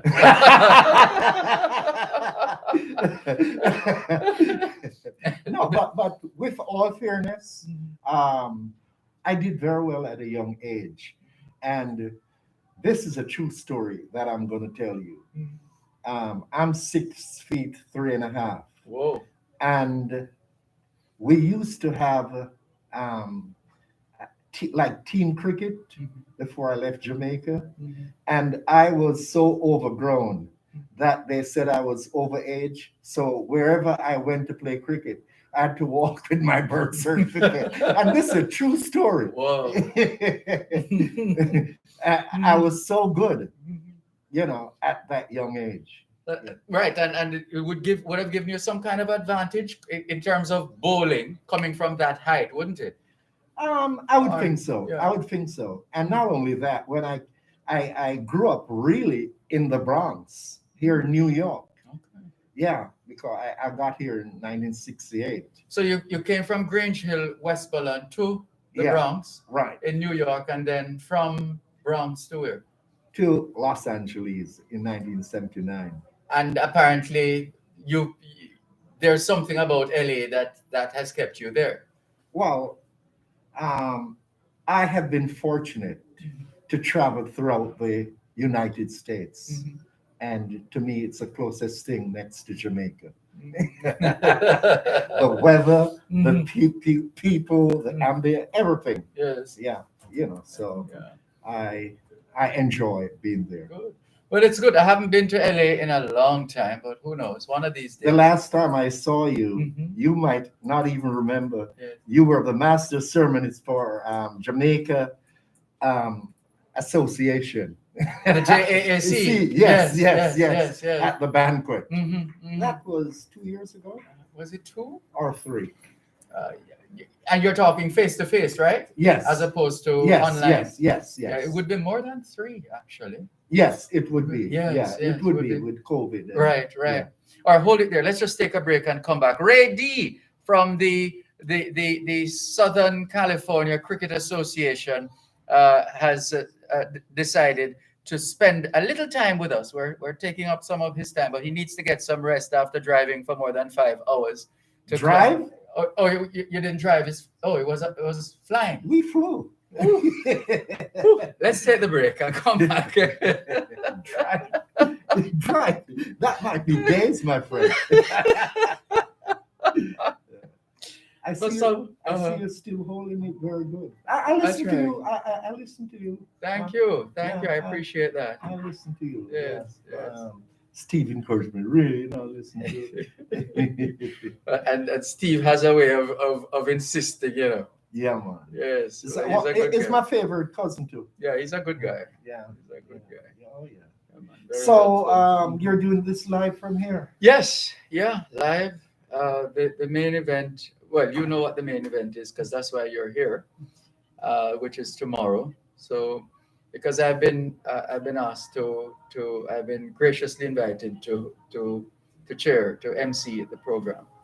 So that's why I'm here. Let me ask you this without no disrespect. No problem, but this is just bear in mind the camera is still on. Yeah. So, but you can go ahead. Oh, the camera is on, but No, because that's YouTube. yeah, That is on there now, Okay. and Facebook Live. We're also streaming. So, is there sponsorship? I mean, for The live broadcast. no. Depends on how you look at it. What happens because I'm here on my personal professional duty, as an event host. I was the one who decided to Do it live. to take the Yes. station with me. Okay. And I've been doing that for years. So wherever yeah. I go, I take the station with me, so to speak. Enhance. Right. So that's how it works. But there are times, depending on what is happening and depending on who is involved, there are times when there are sponsors who want to capitalize on the market. broadcast. Yes. Yeah. They want to be associated with it. So we've had that a couple of weeks ago. I was in Florida. Again, I had emceeing duties, but I also worked in the program into having a couple of broadcasts and covering the event itself. It was the Jamaica Diaspora Association Southern USA Hall of Fame induction ceremony. That's what I covered. Mhm. The what? Jamaica Diaspora Oh, Southern USA. don't tell me it's him. Don't tell me it's him. Leo? No. No, he's the task force. Okay. He's Okay. JD TAN, Jamaica Okay. Diaspora Task Force Action Network. I got you. Yes. Did I ever tell you that I was one of the first radio announcer to play reggae on radio in New York? I may or may not have been told. I mean, maybe I don't remember, but that's quite something. Let's talk about that right now. Let's go studio. Thanks a lot for staying with us here on your program, Both Sides of the Story, Power 106 FM. I'm Dervan Malcolm. Hello to Rose McIntosh in London. She says, good afternoon, Sir Dervan, and to all the listeners worldwide. And she says, congratulations, Dr. Dunbar. That was Bishop Dr. Dunbar, who was on earlier on, who just slipped out of the room, in fact. Jamaican View TV says, this is Robert Gray, St. Catherine High School alumni member. I have changed my YouTube name to Jamaican View TV as I intend to start producing content on YouTube. So more power to you then, Robert Gray. Thank you very much for connecting. Inez Ayona Campbell says, good afternoon, Mr. Dervan and viewers. It was a busy week for me, but I'm grateful to have a job at this point. Happy to know you're busy. Busy is good, Inez. Joan in Bermuda says, good day, Sir D and guests. Do have a great weekend in my city. Favorite U.S. city. Stay safe, please. You too, Joan. And she says, keep up the good work. Bernard Farquharson says, I'm loving it, Mr. Malcolm. I'm sure you are enjoying the interview I'm doing with Ray D of the Southern California Cricket Association. And he wears a few other hats because I was just being reminded of his work in radio. Please tell us how that came about. Yeah, well, it so happened that I always loved music. And in New York, I went to a broadcasting school. And from there, I ended up at an alien radio station in New Rochelle. It was WVOX and WRTN. The owner of the station, we had an excellent relationship, put me on the air, and rest is history. So at that time, I was one of the few radio announcers to play reggae on radio. Commercial radio.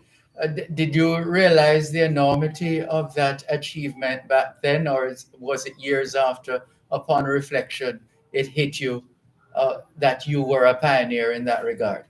Not at all, because I continued in LA. Yeah, I did broadcasting for like 5 years before I went into business for myself. Yeah, but you're still looking good, and you're as from what we're seeing, you look as healthy as ever. What's the secret at your young age? Well, I rest a lot. Good. And I exercise, and my wife takes good care of me. Oh, that makes a difference. Yeah, so I try to be healthy. I mean, I'm no longer young, so I try to stay fit. So I'm glad you said I'm looking good. No, you are. You are, because on the face of it, you'd think not much has changed since we met in California years ago. Same Ray D. Yes, sir. Yes. Right. So how are things in LA these days? Quiet? I don't know. I get a sense that things are quiet. In what regards? In terms of the general, I don't know, maybe because you've had to deal with in California the fires and I think there's a water situation as well, etc. So Well, on the overall, COVID has really, really affected everywhere. And there's a drought right now in California. We haven't had rain for the last 2 years. I didn't realize it was that long. Yeah. So there's a limit even to water or garden. They have schedules for us to do that. So how does that? What kind of you get water on a reduced basis? No. It's voluntarily. The water pressure is still there, but they ask you kindly to conserve. So you have to be a good citizen to participate. So and of course it seems as if we have the most fire in the world. Yeah. And I usually wonder in terms of the areas where the fires usually flare up. I get the impression that they're not necessarily, well, I don't know, in terms of the impact on, let's say, the members of the Jamaican community. I mean, the impact on any community is an unfortunate thing. We wouldn't wish that on anybody, but I get the impression that the Jamaican stroke Caribbean communities are not necessarily areas affected by this virus. Um, it's funny that you say that. We were having that conversation recently, a friend of myself, and it appears as if it's mostly in the upper class areas, if I are. People who build their homes on hills and trying to get away from everybody. So unfortunately, that's where the fires are. Yes. You know, so sad. But I don't know. Sometimes, though, I think it's done deliberately. Oh, well, why would? What? Well, I guess we can only speculate as to why anybody would want to do that. Well, I have read in the LA Times where they have caught people doing it. There's money to be made in every business. Disaster, as a matter of fact. That's what you mean, Yeah. like, because there's a cost to recovery. Yes, Mm. yes. You know, See. and it's unfortunate. We have some evil people in this world. Clearly, we do. I see Robert Gray saying, ask Mr. D about his opinion on the current status or prospects of cricket development here in the USA. Wow, very good question. I think it's on the rise because just recently, just this year, there's what they call, there are groups of people like myself who in every state, there's what you call minor league. And with the minor league, they pick the better players to develop who are playing extremely good to get them into the USA cricket. So because of that, it caused a lot of little minor issues. The fact that the games were scheduled the same as the league games. However, that can be resolved. But I think it's a great idea. So now, and these guys are compensated for their performance, so that I think it's a great step. I hope it succeeds, and there's a lot of money behind it. So, do you have an idea of where that kind of funding is coming from? Is it from the federal government, from the individual state? Sponsorship. Okay. It's sponsorship. As a matter of fact, the head of the CEO of the 49ers, he's involved, and the gentleman who had owned Willow TV, he is involved. Okay. There's a lot of money. And it does help that there's a growing, and it has always been a sizable group of cricket loving people from all over the world who are now living and have been over the years, and the population growing in the United States, and more of them clamoring to see cricket because generally it's not the kind of sport that is on American TV per se, but even ESPN caught on a long time ago and has been showing cricket across the region anyway. Yeah, and for us in America here, Willow TV, it broadcasts all the games. Oh, so it's the go-to channel for cricket. For cricket. Yeah, and even our West Indies. Oh Lord! I know. I was wondering when that would come. No, but it's okay. It's okay. In life, everything is all about management. Management. That's the key. I won't knock. They have the talents, but you have to have leadership for you to succeed in anything that you do. And my personal view, that's what they're lacking. You know? Management. Yes. You're perfectly correct, because you naturally are going to have players who are exceptional in, more than one, who are exceptional, and you're also going to have those who are maybe a little petulant, a little, can cause issues sometimes, and there's a little flare up of a little thing there and little thing. But the key thing is the extent to which the manager or the management team is able to effectively manage those egos for the most effective output. All right. Use, for example, basketball Mhm. here in the United States, football, baseball. I could go on, where you have some of the biggest egos Mhm. and they get together as a team Mhm. and perform over exceed. So it can be done. It should be done. Mhm. It has been proven, Yes. yeah, throughout the years, but somehow it's a mishap. We're not proud of their performance, and I do hope that they will mend, Yeah. that little asterisk Yes. within their performance, because we do have the talents, and that's the key. We have very good players, and one of the things why we're on that, a lot of Hold on. the I hate to cut you, but just hold it there. Just remember what you're going to say. Let's take a quick break and come back. okay.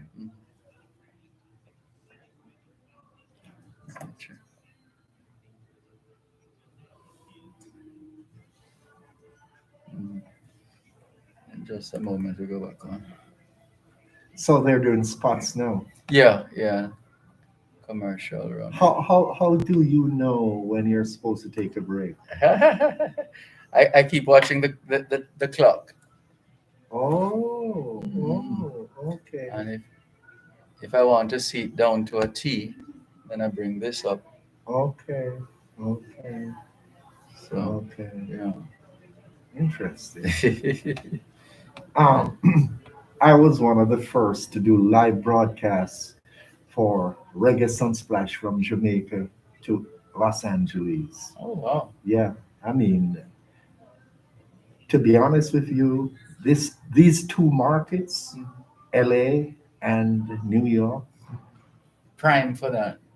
extremely strong. To be honest, I as a kid, well, I was a youngster here. I made a ton of money because in those days, live broadcasts, live performance, just appearance, Right. $1,000, and I'm speaking in the 70s. Goodness, I wonder what that is now. Like tenfold. All right, No. stand by. Don't move. Let's go studio. ¿Qué hora es en español? Son las 4:02. Quelle heure est-il en français? Les 4:02. CNC, TDN le, CDN Liang R Fen. 2 minutes past 4 o'clock in the afternoon, here at the Long Island Marriott Hotel in Uniondale, New York. Have you had a checkup lately? If not, now is a good time. Let's not wait till we get sick to get a checkup. How about that? Checking in with more on location here at the Long Island Marriott Hotel, 101 Doolittle Boulevard in Uniondale on Long Island. And we've been really delighted to keep this conversation going with Ray D of the Southern California Cricket Association. And we're getting some responses from our listeners and viewers all over the world. Kirk McD says, "Good afternoon, Dervan Malcolm. Could you ask your guest if he knows, where did the message go? Let's go back up. Could you ask your guest if he knows Baltimore Cricket and Social Club, second oldest cricket club in the USA?" I'm aware of it, Mhm. but I'm not that familiar. Mhm.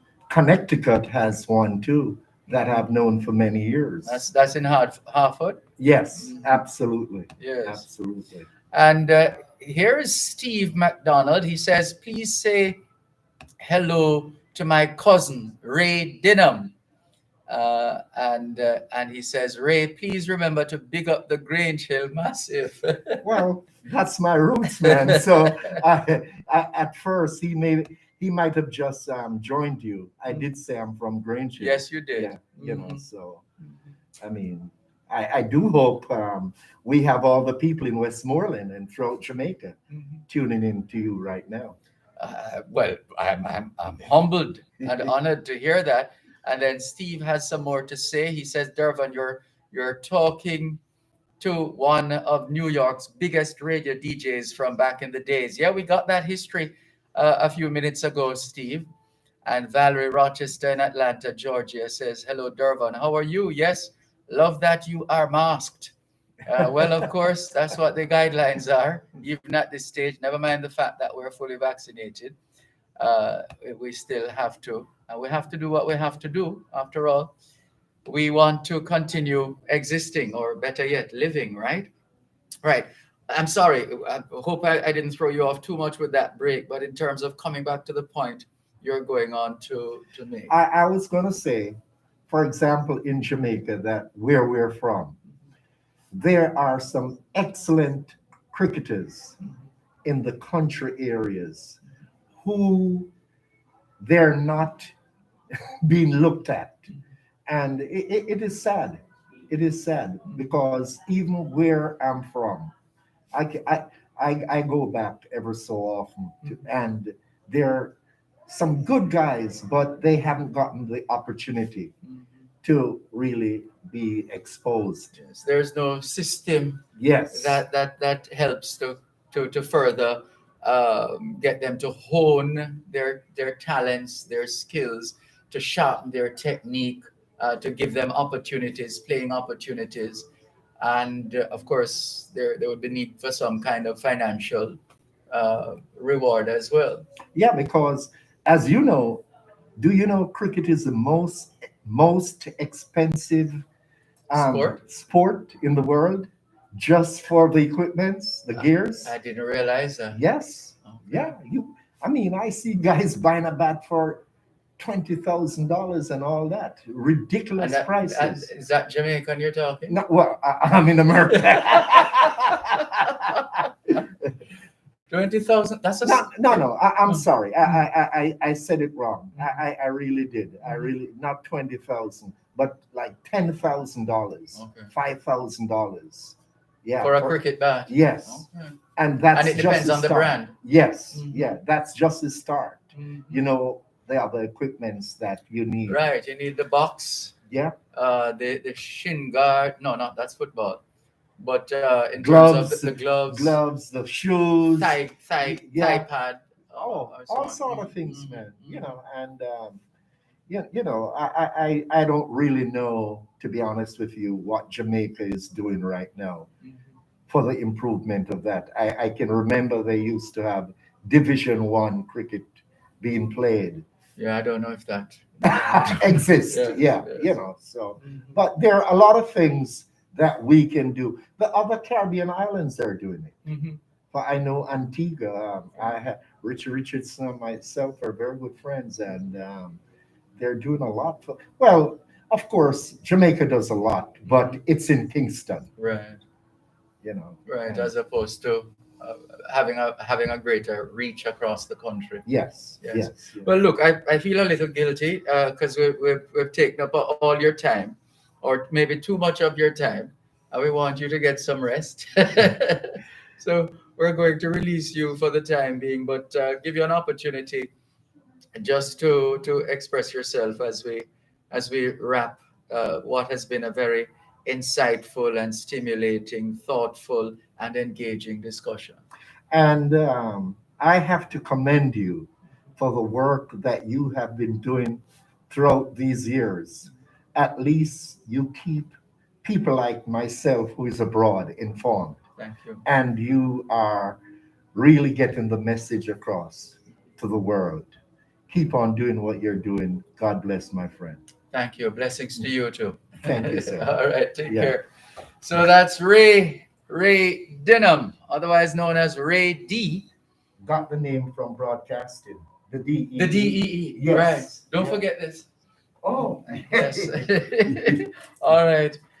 Yeah, you're good to go. Thanks a lot. Yeah, thank you, sir. No problem. All the best. This is your program, Both Sides of the Story, Power 106 FM, still streaming live on the Gleaners website, go-jamaica.com, live on your smart devices all over the world. And indeed, we're still taking your calls on 876-922-411225. 876-922-411225. Text line same as the WhatsApp number. And we're using the Power 106 FM text and WhatsApp line 876-279-8598. 876-279-8598. And let's see now. Mr. Malcolm, or where does this message start? Mr. Malcolm, good afternoon.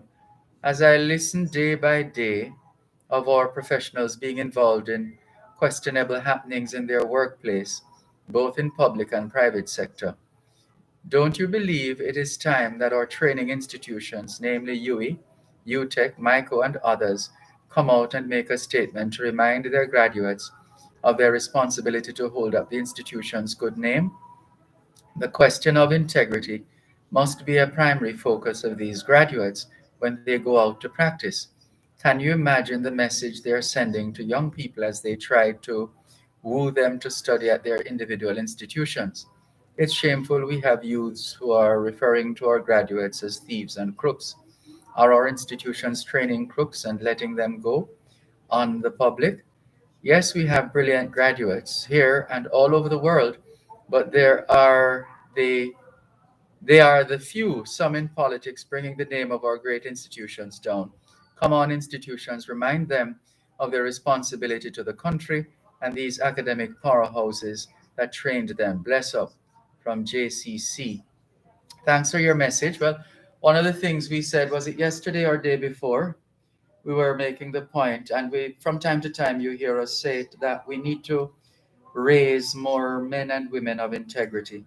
That's what it boils down to, raising more men and women of integrity.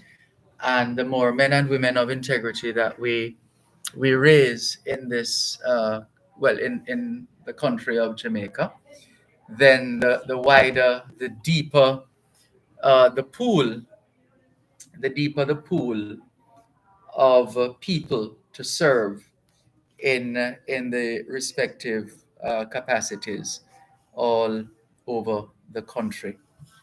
Uh, let's leave that there for now, but thank you very much for your message on our text line. Let's remind you that both sides of the story is broadcasting live from the Long Island Marriott Hotel. And we gather that Raskava is joining us online. We haven't heard from Raskava in a while, which means he's perhaps busy making money in this Christmas season when people are changing out their whatnot and break front and dinette set and so on and so forth. Right, Raskava? Greetings.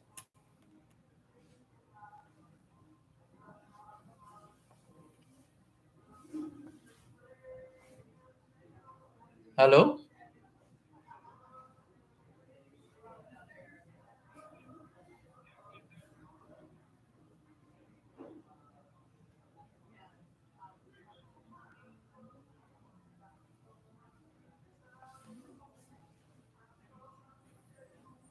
That sounds good. Can you WhatsApp us some of that?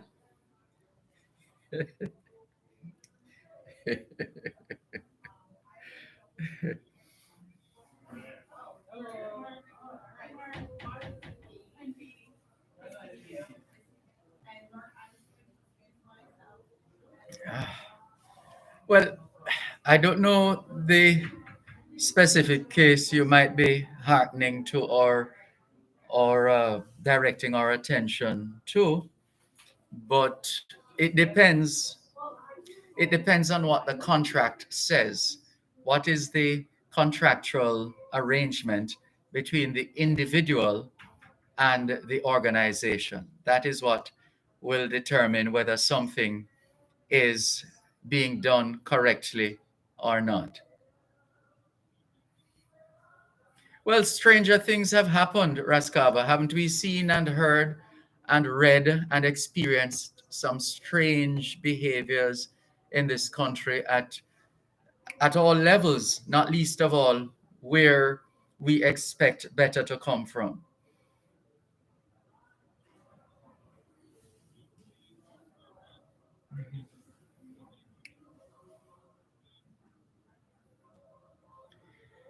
But again, it comes back to the arrangement.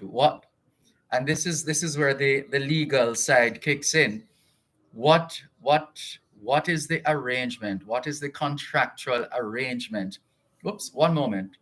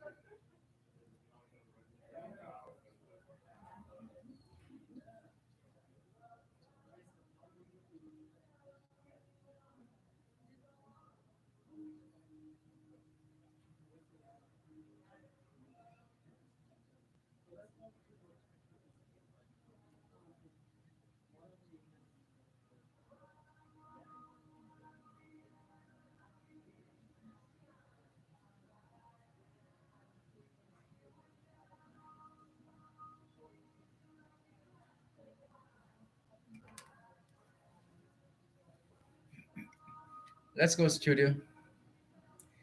¿Qué hora es en español? Son las 4:16. Quelle heure est-il en français? Les 4:16. 现在几点了？4点16分. 16 minutes past 4 o'clock in the afternoon here at, in the business center of the Long Island Marriott Hotel, 101 Doolittle Boulevard in Uniondale, New York. Have you done your homework yet? Yes, young people, we know it's a Friday, but you know what we always say? Have some fun doing the homework now so you can have some more fun this weekend. How about that? Very good.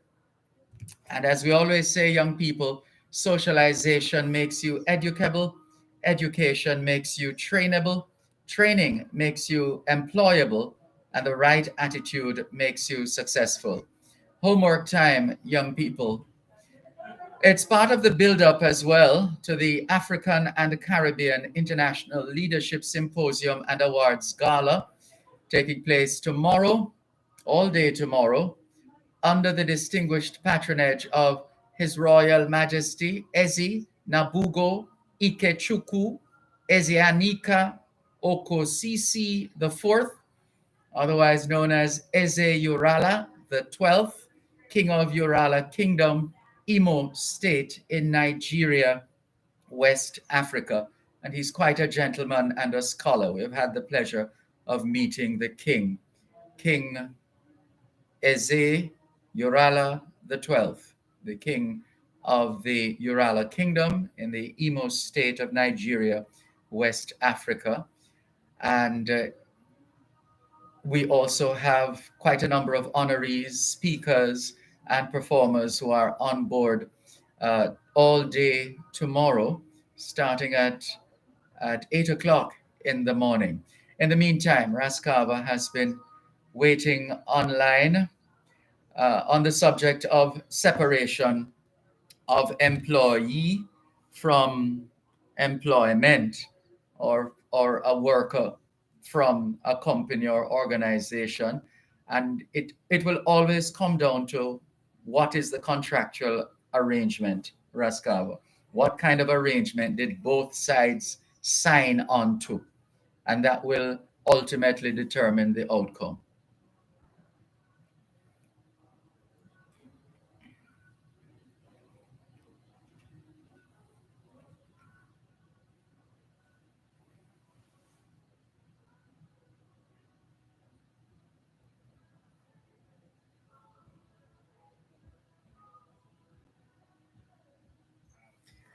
Sounds like next week, all things being well, perhaps as early as Monday. Let's see.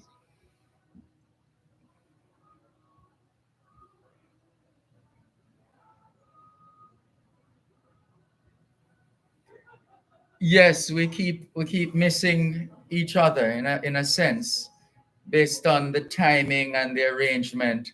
But for what it's worth, since you have raised the subject, we have confirmed the interview for Tuesday.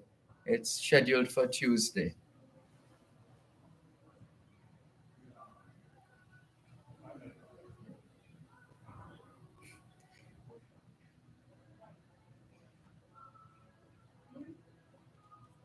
On the subject of love and commitment. Mhm.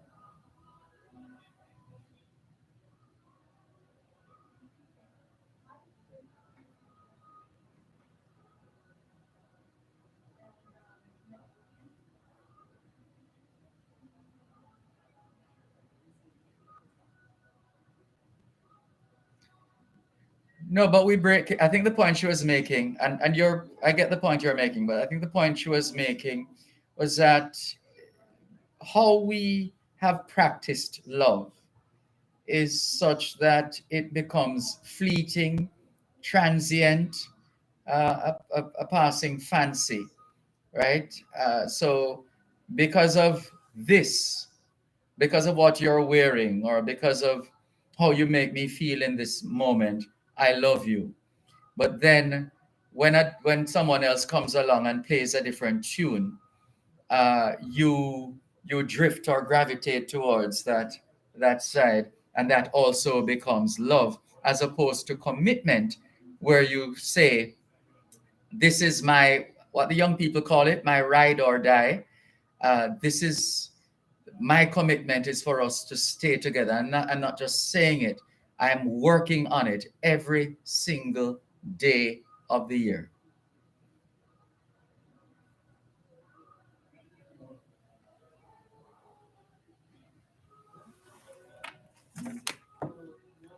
Yes,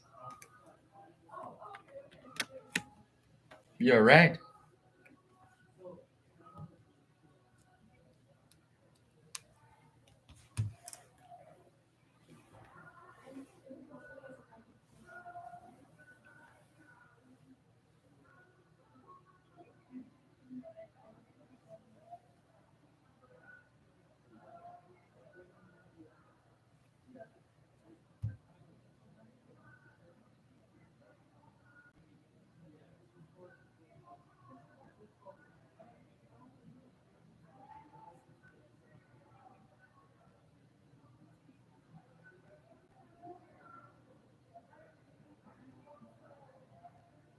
Hmm.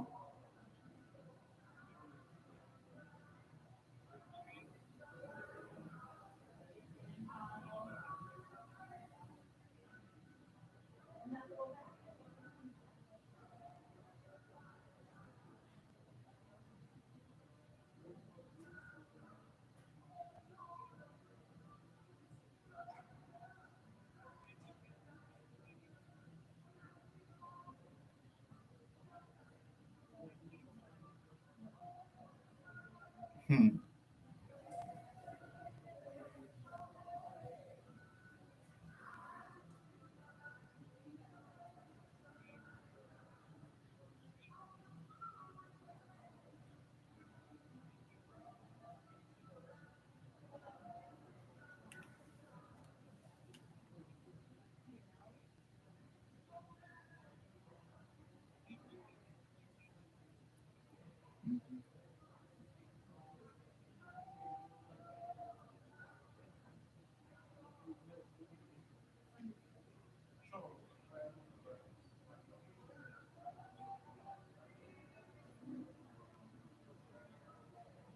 Yeah, what people do, they experience certain things, and then they share that experience. It might not work out the same way for you or in your situation. Everybody's situation is different. So it's really a matter of sharing your experience, or coming to certain conclusions, having done your homework.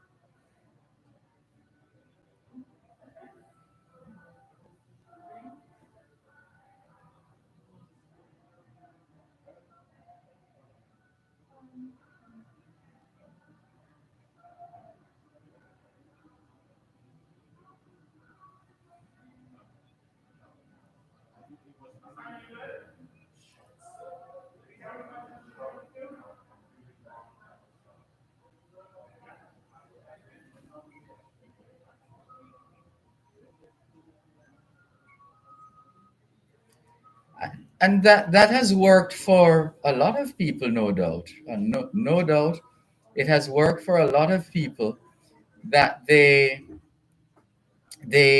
will tell you they found love, right? And what a time for you to be continuing this discussion, Rascava, because Bishop Dr. Dunbar just walked back into the room. but, Who are you talking to, Dervan? but one of our regular listeners, Rascava, Oh, Rasta. out of Clarendon, was disagreeing with you publicly, Yes. say, on the subject of commitment versus love. Love is a commitment.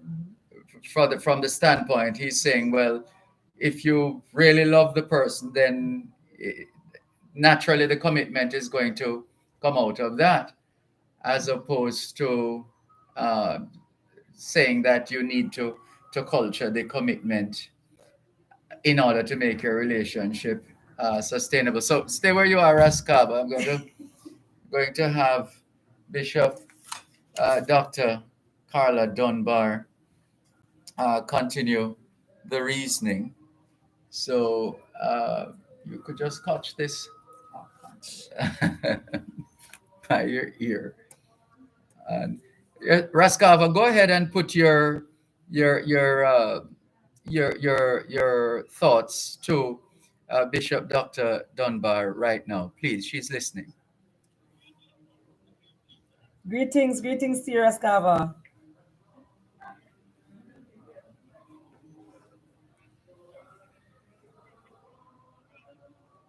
How are you saying? Mm-hmm.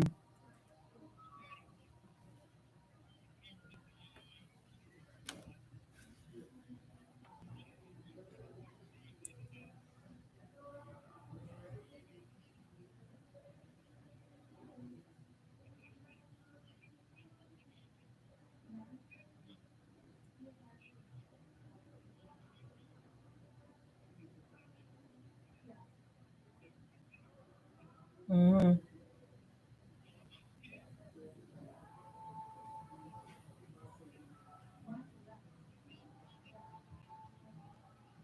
Mm-hmm.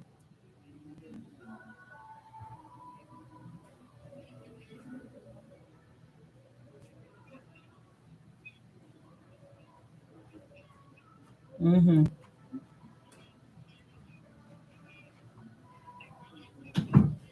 Mm-hmm.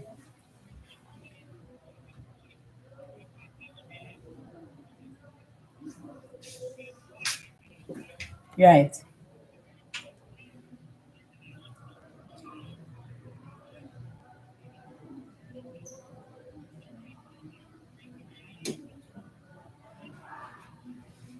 And I'm not negating what you're saying, sir. I'm not negating that at all because everything is hinged on love. But understand this that uh, I love you is no guarantee that I'm going to marry to you. I love you is not a guarantee that I'm going to stay with you. It ought to be on the premise of what love really is and where love is derived from and how love is supposed to be displayed, among us as human beings, from the Father, of course.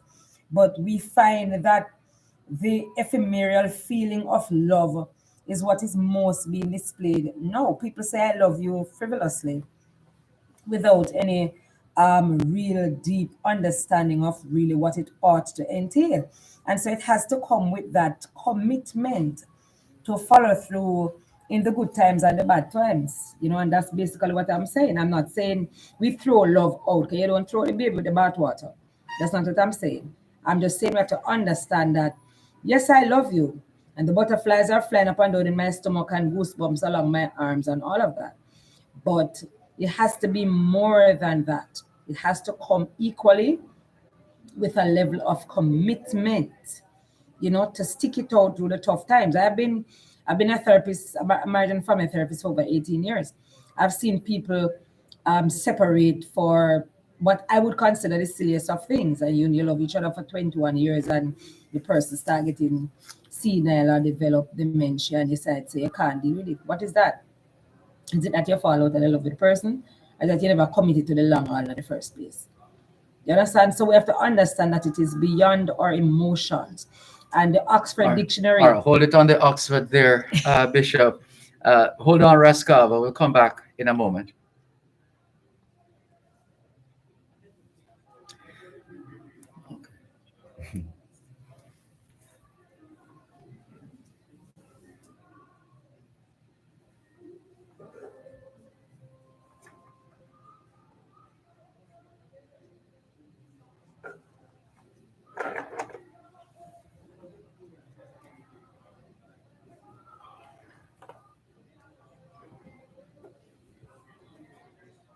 The king is almost here.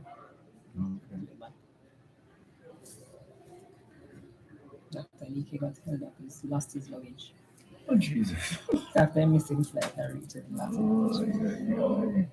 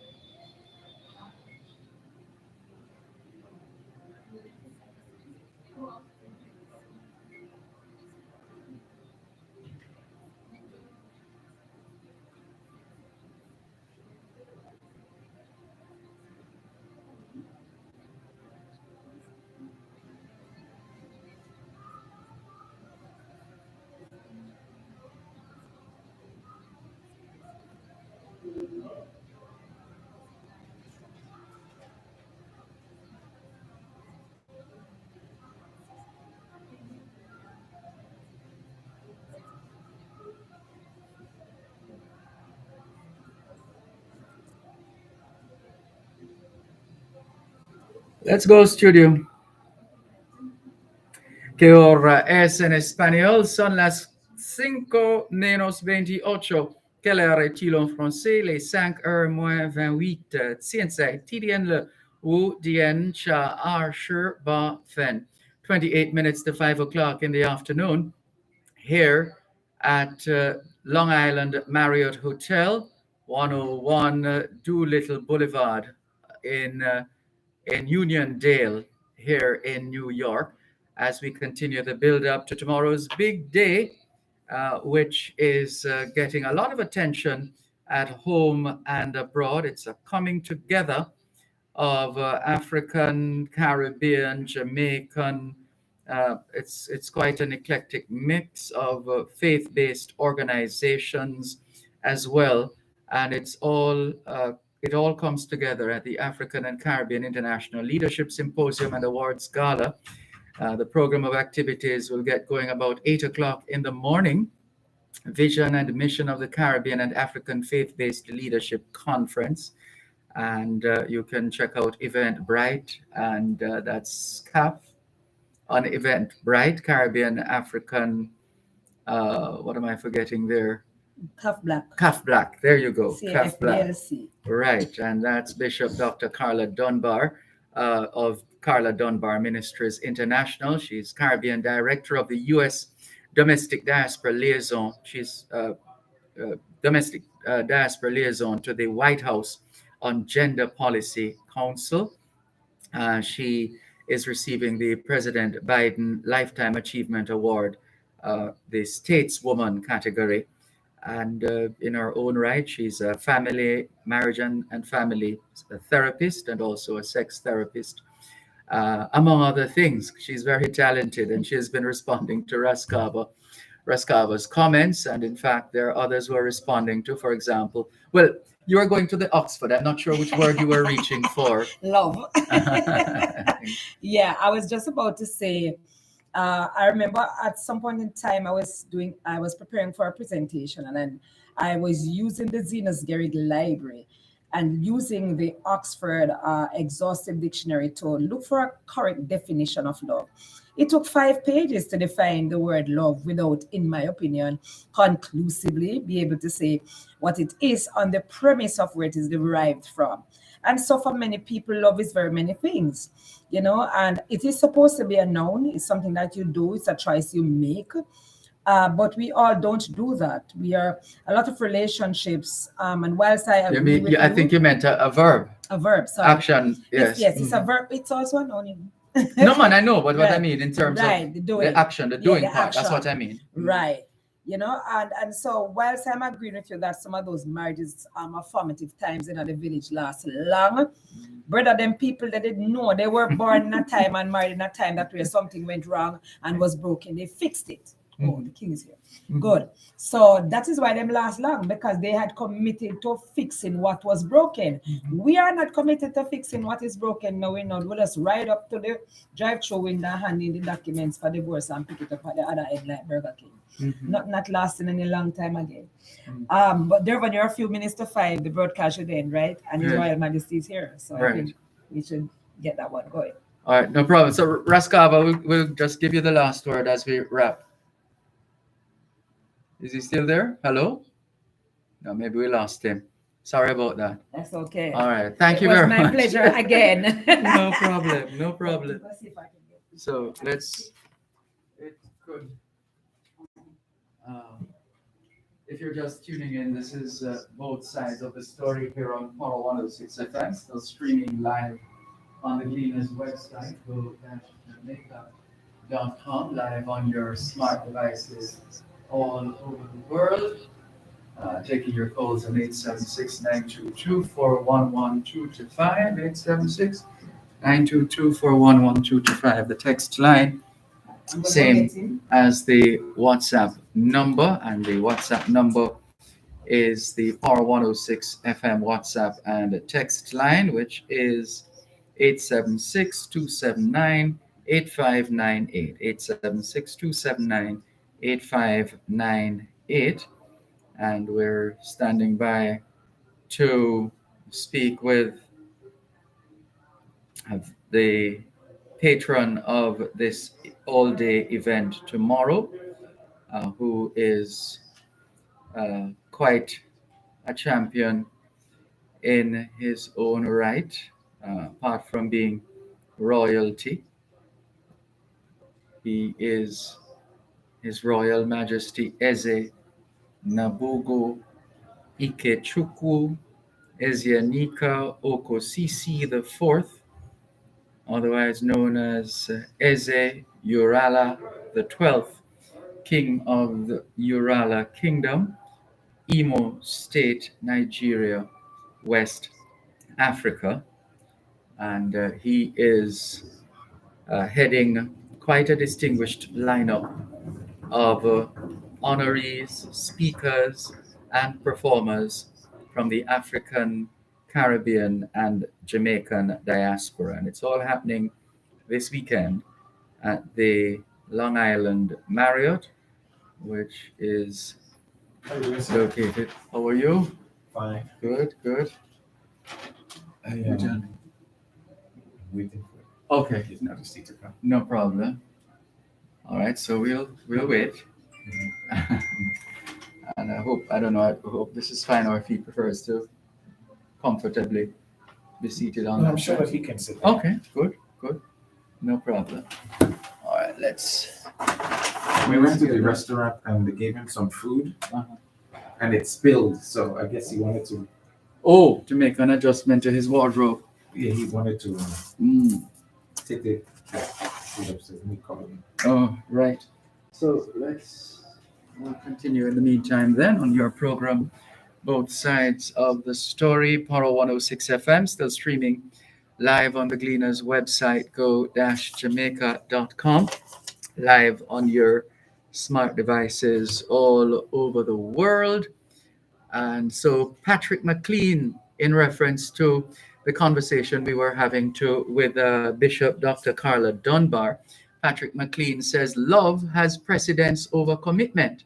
If one is committed and love does not hold prominence, then one can be in a long, miserable relationship, says Patrick McLean. Thank you for your message, Patrick.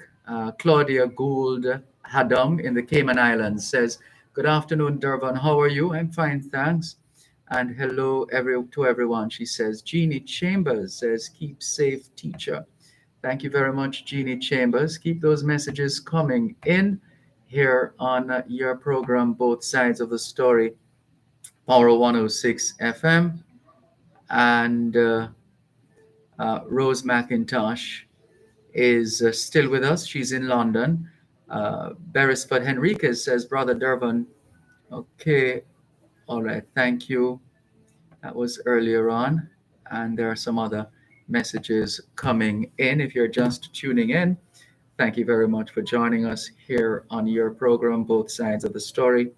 Power 106 FM, still streaming live on the Gleaners website, go-jamaica.com. We have some notable members of the diaspora who are being recognized tomorrow as well at the awards gala. And that is taking place right now as we get ready to welcome His Royal Majesty Eze Nabugo Ikechukwu Ezeanika Okosisi IV, known as well as Eze Urala the 12th, King of Urala Kingdom, Imo State, Nigeria, West Africa. Your Majesty, how are you? I'm fine, thank you. Thank you. Good. It's a pleasure to be on your show. It's a pleasure. It's a pleasure to have you join us. And can you first of all establish how you came to be in touch with the African and Caribbean International Leadership Organization? Sure. So, sorry. That's all right. Okay. The backdrop is that I came to meet or make the acquaintance of a gentleman called Dr. Agorom Dike, who's the organizer of these awards. And his father and my father were best friends. And my father actually stayed, when he traveled to the United Kingdom to study for his degree, actually stayed with his father. Yeah. So there's a relationship there. And recently he got in touch. Actually, Dr. DK was in touch with my father as well. And as a result of that, he reached out to me.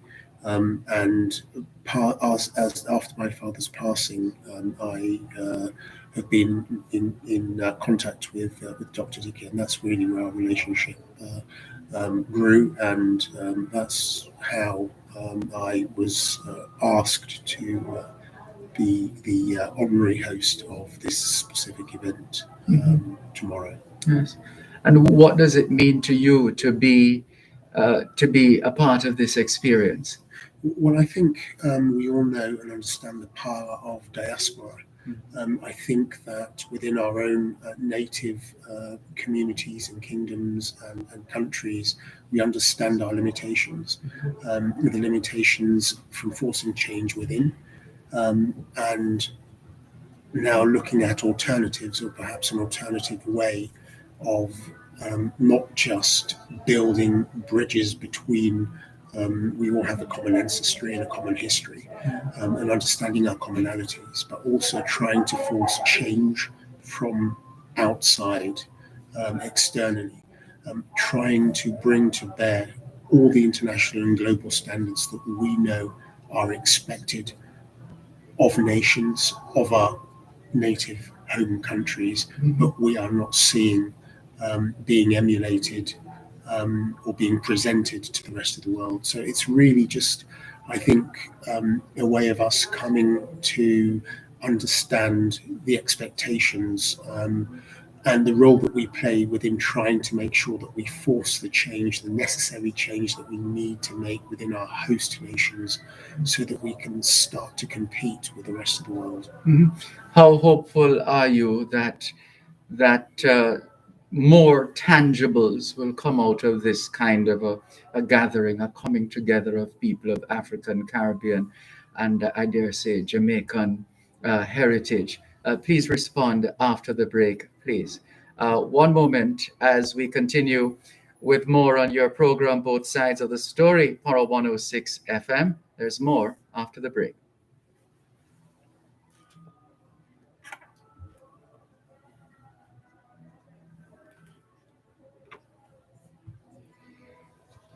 So, had a good day? Yeah, it was. It just went through me that it. I suspected it would happen. I think we just got caught in the traffic. So, Oh yeah, all the traffic is a installations must. there. So that's why I was a bit hesitant to actually leave the hotel, because I wasn't quite sure that we'd be able to, despite the fact that it wasn't too far away, that we'd be able to actually to get there and come without back. So, yeah. So hopefully we didn't break too many traffic rules trying to make it back. Yes. Yeah. So, Good. But yeah, it's I suppose it's part of, I hadn't quite seen sort of all the sections of New York. So Queens is one place I haven't actually seen. I've heard about. Oh really? Yeah. So, it's an interesting place. I mean, it's certainly. I sort of had a different image, and I'm certainly more impressed. I'm very impressed. I mean, it wasn't really what I was expecting at all. Okay. So it's very clean. It's so I mean, compared to certain parts, for example, of London, it can be really filthy. Yes. It's sure the people of Queens would be happy to hear you say that. I was to believe that New York was, quite congested, sort of typical sort of inner city, but it doesn't seems quite surprisingly clean. Yeah. They've done some work. Yeah. All right, stand by just a moment, please. I hope I'm getting every syllable right. Yes. In terms of your name. Sterling. Thank you. Okay, here we go. Let's go, studio. ¿Qué hora es en espagnol? Son las 5:13. Quelle heure est-il en français? Les 5:13. 现在几点了？5点10分. Well, time just changed. 12 分. 12 minutes to 5 o'clock in the afternoon here at the Long Island Marriott Hotel, 101 Doolittle Boulevard in Uniondale, New York. We're here as part of the build-up to the African and the Caribbean International Leadership Symposium and Awards Gala, which will take place tomorrow here at Long Island Marriott Hotel under the distinguished patronage of His Royal Majesty Eze Nabugo Ikechukwu Ezeanika Okosisi IV, otherwise known as Eze Urala the 12th, King of Urala Kingdom, Imo State, Nigeria, West Africa. So, Your Majesty, you were just giving us a bit of the background earlier on, and coming back from the break, wanted to put it to you as to how do we leverage the kind of networking, the kind of partnerships, engagements that have so far come out of the relationship and is unfolding even as we speak. Certainly, I think if we look at it from two perspectives, there's a quantitative, which is essentially numbers. There is strength in numbers. The more that our communities can coalesce, the more that we can start to rely on each other and to understand that perhaps we're able to rely on the relevant services, professional services, and just to ensure that we can build an economic and financial ecosystem based simply on the strength in numbers. That would be one way, and secondly, qualitatively. So, our interactions, understanding our cultures and traditions, synergizing, combining cuisines, for example, restaurants that offer an array of dishes, so that all communities can patronize, Afro-Caribbean communities can patronize restaurants, etc. So I think that this would be the first step, obviously, and then the second step is that we understand the common challenges that we face. So not only are we looking to compete and to be able to thrive within our host communities and nations, but we also need to be able to help people back home. And there is this secondary tax that many of us are levied towards or have levied upon us, where we have to funnel and channel finances back home, which does sometimes cause considerable financial distress and stress on us, because sometimes it's challenging enough just trying to survive within your host community, and then having to face additional challenges that are being thrown at you from our native nation. So I think there's a commonality. We all face the same struggle, and I think just coming together to understand just how much economical power we also have as well, in relation to my apologies, in relation to be able to perhaps fabricate and influence foreign policy towards our nation states, because we must understand that we have to start to hold our leadership and our structures accountable to international standards, not standards that we have become accustomed to, but the international standards that are going to enable our communities to be able to compete in the modern world, because at the moment we're just simply not capable of doing that. Very well put. Now to the subject of how, and I know curiosity is getting the better of a lot of our listeners. They want to hear about the kingdom, Imo. Just give us an idea of how this kingdom came about, and how it has developed or evolved or continues to evolve after all these years. Yeah, sure. So we originally, the Igbo tribe has had its roots traced back to there is a similarity or commonality or common ancestry with Judaism, and we are believed to be a tribe that has descended or was one of the lost tribes of Israel. But we are the Igbo tribe. My kingdom is one of several kingdoms that comprise of the Igbo people of West Africa. Part of the Bight or that could be located on top of the Bight of Biafra. And we are one of the major tribes within Nigeria itself. My kingdom has originated from a place called Achina, and was founded by our founding father. Just found that Uru Allah means fertile ground. And he found that it was fertile ground for farming. And so, like many communities, we have we've originated, or we are rooted in farming. And like many sort of modern or communities or tribes within Africa, we've found that we have had to essentially travel And so the Igbo tribe is one of the most travelled tribes in the world.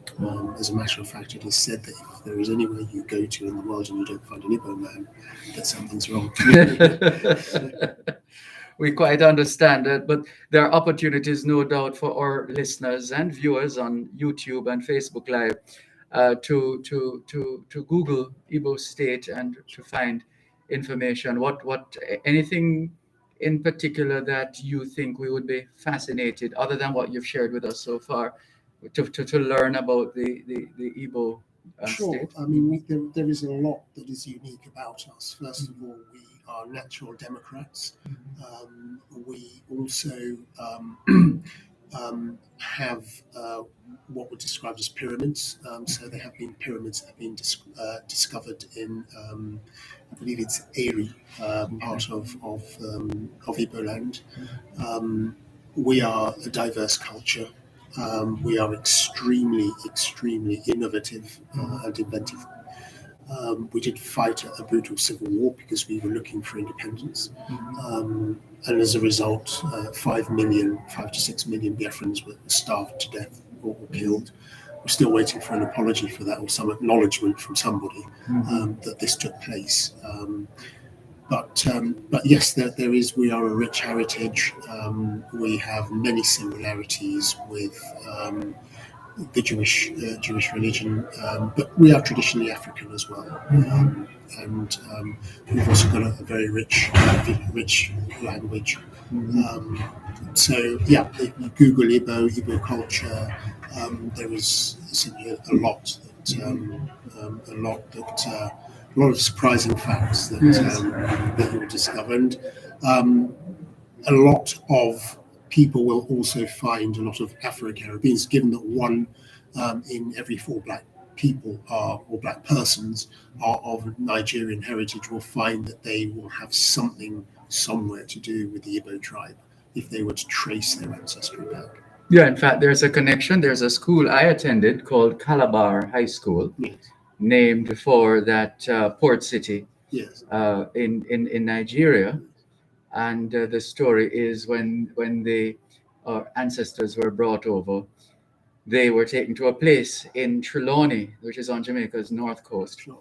that reminded them so much of Calabar in Yes. Nigeria that they called it Calabar. Yes. So there's a place in Trelawney, one of our 14 parishes in Jamaica, Trelawney, Yes. that is called Calabar. Oh, wow. And there's a theological college was started Yes. by abolitionists there, and it was called Calabar Theological College. Yes. And then Calabar Theological College gave birth to a Calabar school, and then Calabar High School, which Yes. is the school I attended. And in fact, when Jamaica celebrated 50 years of independence, a couple of students from Calabar High School, along with I think a couple of teachers as well, were flown to Nigeria by the Nigerian government as part of the celebration. So Yes. Yes. that's the most palpable of the connections I can think of right now. Sure. Mhm. And I think that there are traditions, there are practices that are both, there's also the Yoruba tribe as well that has also a very rich culture. There was one thing that I omitted to mention, that is there's something called Nsibidi, and that is a form of writing that we had before the white man arrived. So we were able to read and write. We had our own form of writing called Nsibidi. Okay. That we used as well as our own currency as well. We used cowries.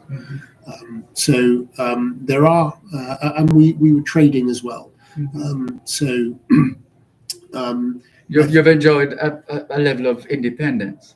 Yes, and we were trading with the Portuguese before the British came as well. So yeah, but yes, I think if we were to trace back, and I think there are certain practices within the islands as well that can be traced back to West Africa. Absolutely. So I think now is a better time than any for us to reacquaint ourselves because we are linked. I recently was contacted by a gentleman that lived in the United States, and he was able to trace his ancestry back to a specific family, and my family in particular. So we also have science. We can avail ourselves of science as well, and create that link, even though we know we have the spiritual link and cultural link, but there is a scientific link as well. That we can build in order to give ourselves, if you like, that final proof. Indeed. Of a link to where we know we have come from. Well, let the work continue, and in some instances begin, because there's a lot of hope that we expect, and expectations coming out of this weekend. Can we thank you very much, Your Majesty, for your time, and wish you and your people, and indeed all of us, the African, Caribbean, Jamaican diaspora, all the very best. Very much so. Thank you very much. And I thank all the wonderful people that I've met here, and it's highly inspirational. And I am sure and pretty much positive that we will have some tangibles. Looking forward to that. Thanks a lot. Thank you very much. Great. We're out of time. Thanks, everybody. Let's send you back to the studios of Power 106 FM in Kingston, Jamaica for major news at 5. And that's a wrap. So let me just end. Bye, everybody. Is this online as well? Yes, so that's YouTube. The Dervan